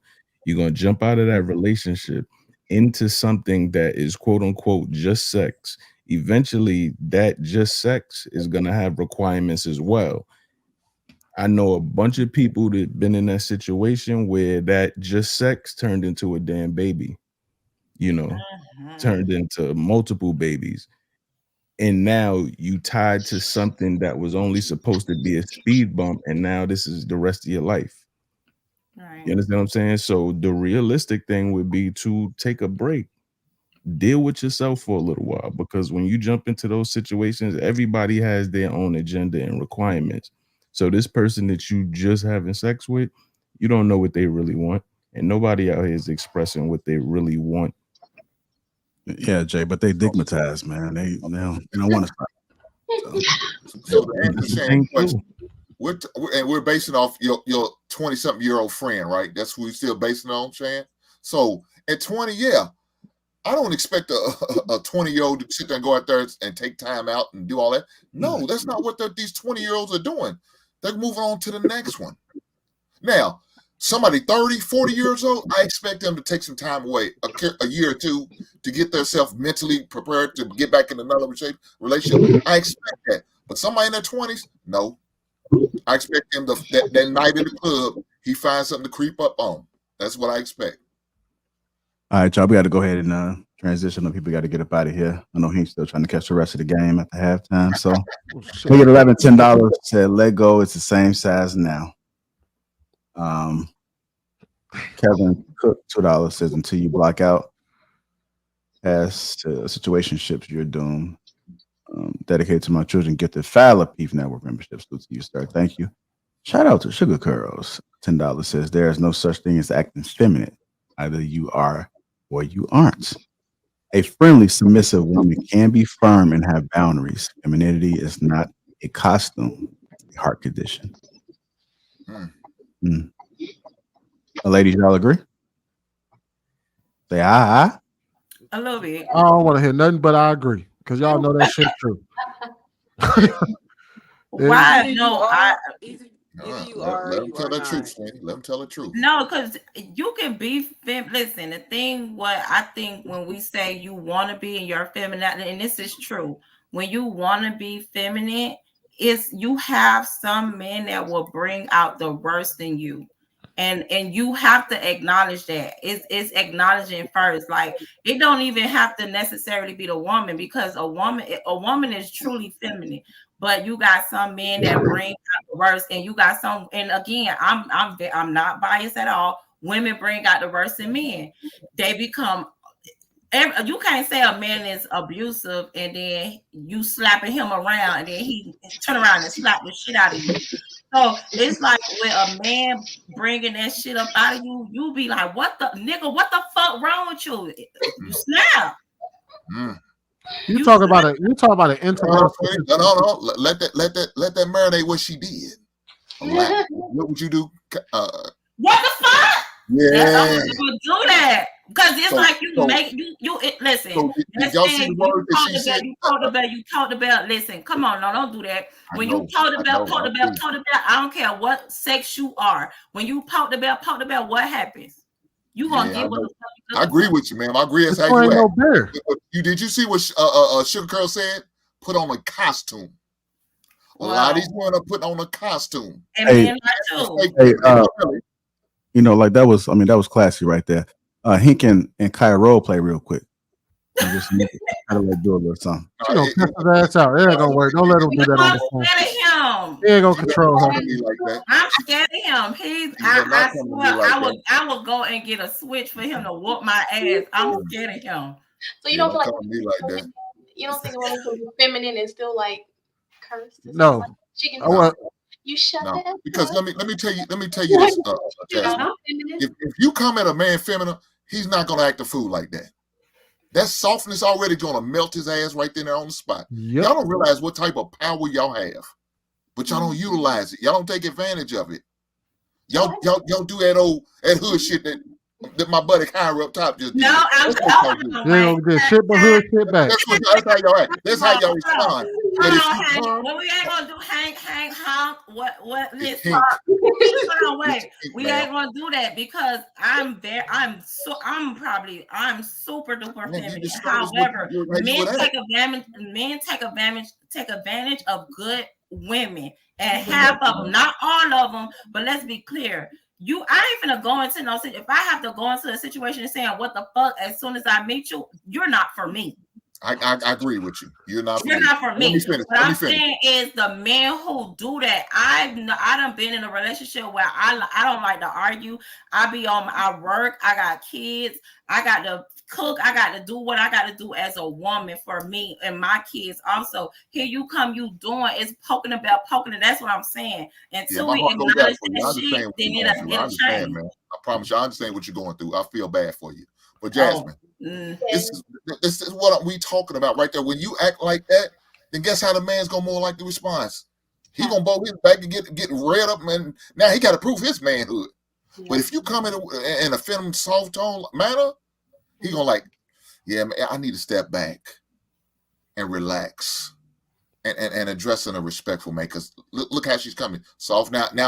My defenses are down. I can't be coming like that. Ladies, when has bucking ever worked for y'all? I don't buck. I don't know. I ain't even talking about in relationships. Out there in real life, when has bucking ever worked for y'all? When has going off on a dude ever turned out right? I don't fight just because I'm passionate about what. It ain't gotta be a fight, but like buck, like with I'm not doing none of that. I told you last time. I stand on what I say on. But what I'm saying is, until we acknowledge what really goes on, if you're not, a man can't never say what a woman feels until he walks in her shoes. It's impossible because I don't know how to be a man. I know how to be a woman. Again, when you poking the bear. What do you want me to do? Oh, stop. Y'all men have then you buck. You buck. When has it ever worked for you? When has bucking ever worked for you with somebody when a dude did something wrong? You looked at him and said, man, what the fuck? And it turned out, and the situation turned out great. He was like, oh man, yeah, you know what, baby, My bad. You all. Yeah, because then Or you did he see cut that your? Or did he cut into your ass? And then y'all was fighting. Then the laws had to be called. I would rather go exit left. I'm sorry. It don't work. I get what you're saying. Like the bucking, it doesn't really get anywhere. It never works. It doesn't even look right. There's never been a woman where it worked for. It gets bad real quick. That's how we get jailed and cut up and shit thrown out, and that's exactly what it leads to. But sometimes talking soft didn't work either. So That's what I'm saying. I felt like That shit don't work. I felt like, oh, you're not listening. You're not taking me seriously. Hello, hello, are you hearing me? Like, and I'm talking all soft. And then when I finally got aggressive one day and just hit the person with a pillow, then they got really upset. Like, oh my God. That wasn't the right man for you, man. That wasn't the right man for you at all. If soft talking doesn't work and coming then walk away, because the bucket just gonna get your head knocked off. So that's what we're saying. And then y'all made it seem like it was an issue that I'm saying when you start off feminine. No, I'm not coming into no relationship being no man. I don't have a penis between my legs. What I'm saying, if I'm saying I don't like something and I come to you like an adult and you keep poking me, that what you expect? This is why we got to teach y'all laws of large averages. If 70% of the time being soft works, but 100% of the time bucking doesn't, shouldn't you probably go with the thing that works more often than not? I get it. There are times where you're trying to be soft and it does not work. You be soft and you move on. But if you buck and you know that yields to the worst kind of results, why would y'all keep bucking knowing that it doesn't work more than you being soft? Yeah. Softness works. Y'all know it because y'all use it when y'all want to. Y'all know every situation that y'all been in, when it's bucking ever worked. I agree. I'm definitely about to be in that mode where it's like, if the soft don't work, then it's out. So I think I see what Sweetie, when it's Sweetie, who said something? Who was the person who? Oh, that man, Sweetie? What was the who? Sugar. Is that something? Shut up. Whatever. That's not up there anymore. Whoever it was, whoever said something, I agree with what they're saying, because even in your so let's just say you are fighting. If you have a feminine woman and she's fighting, it just don't even look right. It's like a real fight. It's like a soft fight, you know, to the point where he probably won't even take her serious. He probably put his hand on her forehead and push her back. You know, it's not an aggressive kind of, because no matter what she does, she can't get that bull, you know. So I know because I see, look, being in a school where people fight, right? I can see, even if it's two girls, I can see the one that's gonna beat the other girl because she too feminine for this girl. This girl gonna beat her butt because she just ain't got that in her. You know what I'm saying? So what I'm saying is there's some women who have that in them, and that's some women who try, but it's just a fit because they're naturally feminine women. They don't have that. You know, does that make sense? In real life, every time I seen a woman turn soft in a situation, no matter how dire the situation is, niggas soften for them. Like, you in a situation with your woman and she gets real soft, and like, even if like you coming down and she's soft, you be like, damn, hold on, wait. We start to question ourselves, like, am I going a little too hard on her? Like, even like, and you're a teacher, right? How many times you seen a girl start to cry and everybody in the room stopped and looked at her, was like, hey, we need to go in front of her. Are you good? Are you okay? But every time you seen a girl buck, how many times it turned into a worse situation? Next thing you know, pencils and shit flying all over the place. People getting hit with chairs. It gets real bad real quick. This is my last one. Last how time many I was times? soft, I told myself I was acting like a victim. But that's neither here nor there. I don't fight. I don't buck at males. I had brothers. I learned that the hard way. I got pig tied when I bucked at them, like literally. Tell her that, man, you go get your brothers to beat them up is bucking. That's bucking. What you talking about? I'm just saying you got brothers. I'm just talking shit. Oh, but another female. I have a father, so I'm going to beat somebody's ass. But I would not ever direct that towards a male, because my dad told me that you never should put yourself in a man's place. I have the best of both worlds, but a female better not try me though, and I don't see anything wrong with that. Think about how many dudes was about to leave a relationship. and she started crying, and you like, That's damn, different. I'm gonna ride this shit out for another month, man. Let's see. Man, I'm telling you. Jay said, I'm I'm telling gonna give you, her 30 it was days. softer than you, man. You be mad as shit. She start crying. You be like, damn. You give her the 30 days, Jay. Because the next one, actually, come up, we have people in there. Let's see what happens. You more likely to listen and find out what the hell went wrong. Come on, do I much more guarantee bigger. You're going to never give it 8,000 square feet. What'd you say? Hey, are you talking to us? Who are you talking to? My bad. Sorry about that, guys. What was the question? Sorry about that. No question. No, it wasn't a question. I thought you was talking to us, so I unmuted you. So then once you start talking about square footage, then I just muted you. No. 5 minutes ago. Oh, okay. Oh, yeah, we got to go ahead. I'm listening to you guys. I'm just talking with my cousin. I'm listening to you guys. We're about to go ahead and close it out. You can. We've been on here for a little minute. Okay. Gang. Get back to their Sunday. 2 more things came through. Say yes, sir. $5. Yeah, the little hearts. Wingers $5 says, like Hank said, stop acting like women. If you're effeminate, your femininity softness doesn't come intuitively, naturally, exit the building.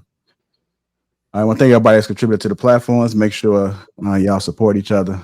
You see, got Timeout 305. Everybody mostly got YouTube channels as well. Got great things going on. Check out their IGs, all that good stuff. If you want to be here in Dallas, March 9th, y'all make sure y'all click that link and come on out to the Masquerade event. Shout out to the sponsor, T-Channel, Uncomplicated Skincare for Men, Therapist, along with a free gift. And make sure you guys check out that Sugar Curls and Lapeef collab with the king on top. Get your beard in order. I've been dropping that link periodically throughout the day, so make sure y'all go ahead and click that.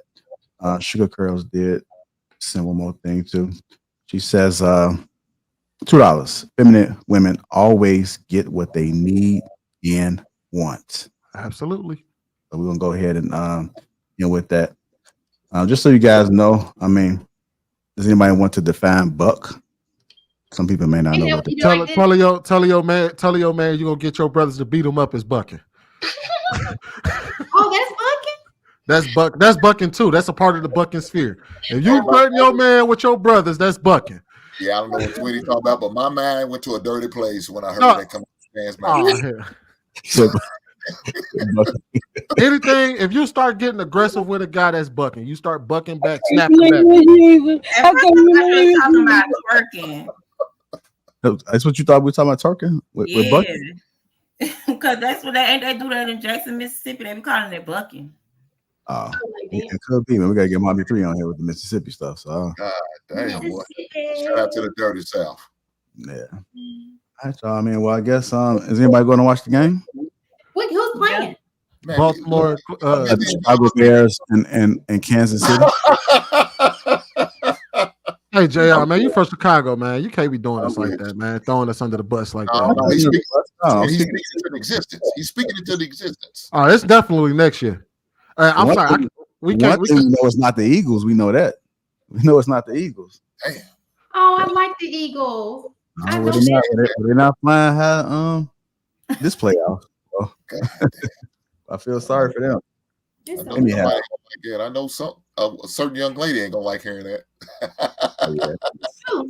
It was specifically tailored to that particular person. I know that's right. Yeah, we in that though next year, y'all. The Bears in there next year. Y'all make sure y'all show some love. But we out of here, man. Thank y'all. I know it's an extra long show. Hopefully y'all enjoyed it. I'm going for the Ravens. For the Ravens, okay. Well, you could have stayed on mute for that one, Connect. We didn't want to hear that. I don't nobody tell about no Raiders over here, man. Don't nobody, even though they got a hell of a. I like their stadium though. That's a nice stadium.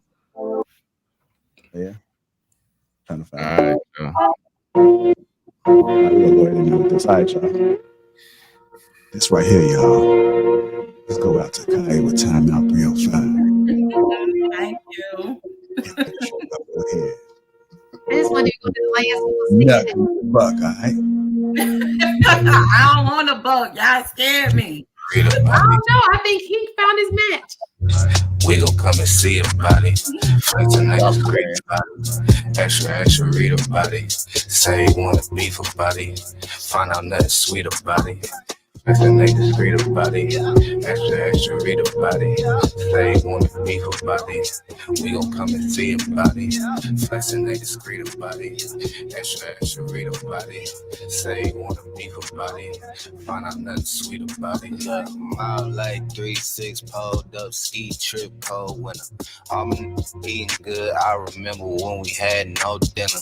West side, east side, no side, both sides with me. Check, come and check, leaving flex season 12, come and get me. Hill, the run around, high speed, chasing all the big bags. Bending corners, bending rules, bending necks, Gil, the whiplash. Slide through hot night, warm butter storm, gutter drain lane. Young man, old habit, still let it, tryna let my chain hang. True story, new story, 2-story condo, B&B. 4 bath, 1 me, no key, like I did a B&E. Me so good, so hood, so not worried about it. 250,000 new views, old news, know you probably heard about it. Extra read about it. Headline, word around town, flexing. Ballin' on my course, so I ain't worried about nobody out of bounds, stressing. Feeling like Hercules, murder these ain't a problem to me. Tried to tell the maid service don't come unless you bring it condoms to me. Flexing they discreet about it. Extra read about it. Say you wanna beef about it. We gon' come and see about it. Flexing they discreet about it. Extra read about it. Say you wanna beef about it. Find out nothing sweet about it. Moving, shaking, coming down, tipping, stacking, racking, money, power, flipping. Moving, shaking, coming down, tipping, stacking, racking, money, power, flipping. Moving, shaking, coming down, tipping, stacking, racking, money, power, flipping. Moving, shaking, coming down, tipping, stacking, racking, money.